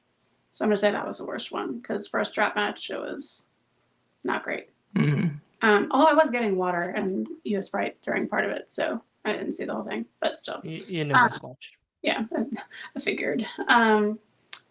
Which is sad to say. Overall, I think I'm at 4.5, 4.5. It was excellent. Just those 2 matches that I mentioned were the only thing that kind of dragged it down a little bit. Plus, poor Mick Foley's head. Dylan? Best match is fucking Mankind and Brock, baby. Absolutely. I mean, listening to Mick Foley explain the Royal Rumble was graphic, and then watching it was worse. Like, I really didn't think it was as bad as he made it out to be. Because how he explained it in the podcast was like, it was a lot of chair shots, and, my family was very, like, taken back by the whole situation itself. And, when Beyond the Mat was there filming during that time, it was them getting to see their reaction to what was happening when I didn't even notice that's their reaction. Because all I remember was them being in the audience and then them backstage waiting for me, being like, "Are you an absolute lunatic? Like, how could you put your children through that?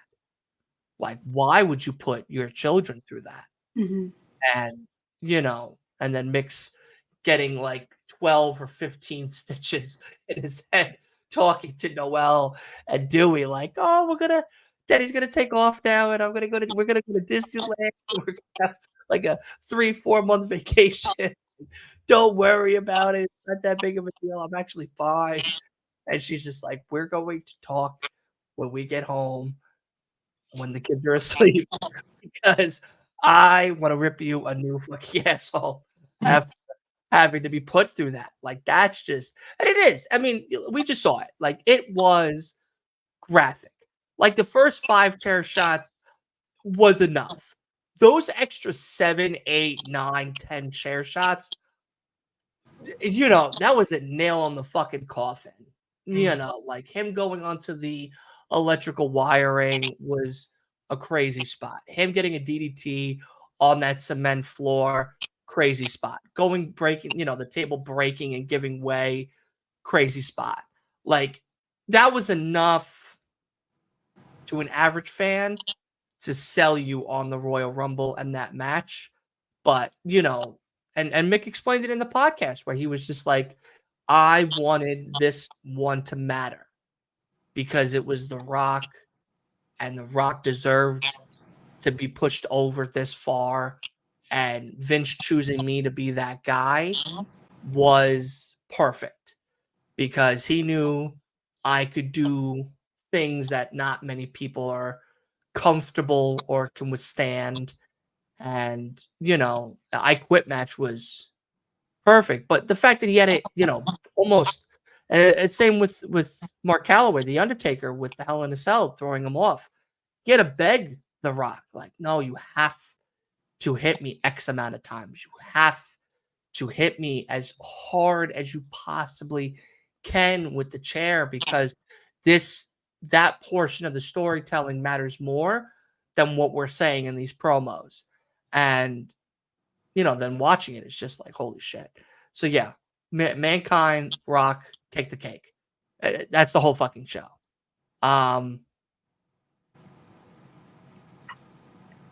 Yeah, Stable and Luna, I would say, is probably the worst one, only because of the fact that, and I know Asa and I already watched the documentary, but Luna deserved an opportunity to be a women's champion. I mean, a few times over. And the fact that she didn't get her shot because they didn't want Stable to look bad, I think was just bad choice. So I would say, yeah, Stable and Luna. Close second, though, would probably be Gangrel and X-Pac, only because it started off really, really good, and Teddy Long fucked up. Teddy Long counted 3 and then counted 3 again. And I'm like, all righty. Like, not what we wanted to see, but 5 out of 5. Classic. This is, yeah, I would watch this pay-per-view 40 times over. 100%. Like, I could look past the Luna match and X-Pac match with everything else that we got, including the Mankind match and the Royal Rumble. It oversaw all of that. And Ken Shamrock, Billy Gunn was really good. Road Dogg wasn't the best, but at least we got that match out of the way. Then having that be like the middle and then going into Luna, because I feel like 2 bad matches that poor back to back probably would have deflated the crowd a lot more than rising them back up for that Mankind match that, I mean, everybody was on their feet for. So that's my take. Yeah. Yeah. Thank you for the best match. Definitely The Rock and Mankind. And yeah, when I was a kid, me and my family, we were going through a lot then, and wrestling really, it meant like everything to me then, and especially Mick Foley. So I really took, I mean, I knew it was what wrestling is. I knew what it was, but it still really meant a lot to me, and his matches meant a lot to me then, and just seeing this match again kind of brought up a lot of those feelings, and so it was cool to see. It's cool to see this match again, and just remember how much I felt about it, seeing it back in 1999. But yeah, the brutality of it was something else. Because back then I didn't see it the way I do now. Back then I was just amazed at the level of violence that Mick Foley could withstand, and saw it, to a way as being excessive, and to a point as as being dangerous, but now being a grown adult, and especially what I was saying earlier with us knowing what we know today about headshots and chair shots and things like that. It just being like a spectacle of brutality, and knowing like the man could have died. I mean, he took just 15 unprotected chair shots to the head. The man could have died here at this wrestling match just for our entertainment, just because he wanted to get The Rock over as being vicious, wanted to get this heel Rock over as being a vicious member of the corporation. That says a lot about Mick Foley's devotion to wrestling, about his devotion to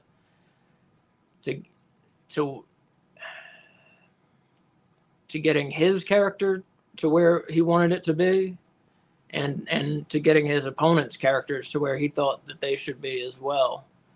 And he always, kind of as Dylan spoke to, he always did the best job of both of those, I thought. And that's why he is the legend that he's become today, because he would always give the most to both of those, gave the most to making his character stand out, and to making his opponent's character stand out, and making the parts that needed to stand out of their character, making his opponent's character stand out as well. So it was just a very different aspect. Like I said, seeing that now, besides seeing it, what is that? How many years ago was that? 09, 19, fucking 25 years ago, however long that ago that was. So it's very cool seeing it and just feeling very differently about it now. So yeah, best match. Worst match. Sable and Luna, just because of what it could have, should have been, and what they made it be. They made it be this one-sided affair where where Luna couldn't touch Sable, and where the character of Luna basically got tricked. This veteran wrestler of Luna basically got tricked into Sable also touching the corner behind her. Was so fucking stupid. Yeah. Beyond dumb. And just wow. And now the Boss Man Road Dogg match was bad, but that Luna Sable match, that was bad too. That was real bad. Yeah. Well, I'm gonna go with Luna Sable. Both those matches were bad. Yeah. Shamrock Billy Gunn was okay. Shamrock looked pretty good. Billy didn't get much in.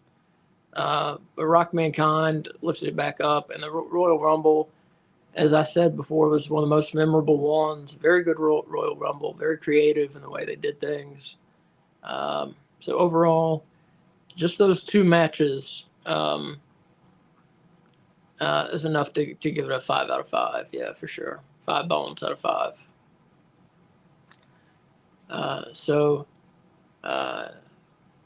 So thank you for watching with us. This has been the Retro Wrestling Watch Along, and we're going to be back next weekend, next Sunday, same time, 12:45, same place, here on the No Bones About Wrestling YouTube channel, and we're going to have another classic WWF Royal Rumble for you. I don't know the year yet. Just watch our account, our X account for you during the week. I will make an announcement. But it's going to be another classic. And anything you want to plug, Dylan, before we leave?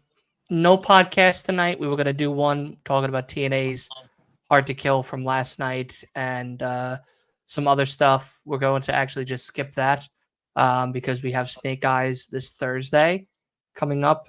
So Tuesday is when we come back to action, when we're going to be doing a Snake Eyes preview, predictions, and maybe a topic or two as well. Depends on how we get through the predictions of Snake Eyes itself for TNA.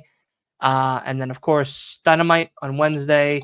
Friday night, we're doing SmackDown and Rampage. Thursday is Snake Eyes, TNA. Saturday is AEW Collision. And then Sunday, we're going to kind of wrap up TNA's week-long wrestling events from both Hard to Kill and Snake Eyes. And, of course, Nick Nemeth's debut and a whole bunch of other cool things like Mickie James being in creative at OVW, which was recently done this week. So that's very exciting to see her over there with Al Snow and all of them. But yeah, nothing tonight, nothing tomorrow. Tuesday, we're back at it probably around 7:30 p.m. Eastern.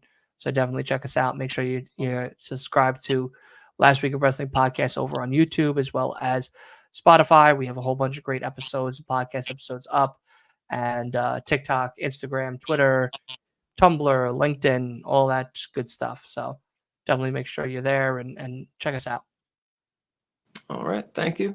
And we will be back tomorrow at 6 p.m. with our weekly series. We had a week off last week. We had some technical issues. But we'll be back this week with AEW Weekly. Tomorrow night, Monday, Martin Luther King Jr. Day. AEW Weekly, 6 o'clock Eastern Time, live on our YouTube channel, No Bones About Wrestling. So catch us then, and we're going to have an all-new format to the show. So some of the things you love, like our top 5 countdown, top 5 rankings, I should say, they'll be back. The news segment will still be there. And a lot of things are going to change. So just tune in and check out, and hopefully you still enjoy the show. I think you will. It's going to be a lot better. And so for now, as Mick Foley would say, have a nice day. Thanks for tuning in, and see you next week. One more thing. No, you're good. Oh, okay. Sorry. I was just doing the bang bang Mick Foley thing. And tune in next week, 12:45, same place. And as Mick Foley would say, have a nice day. Bye.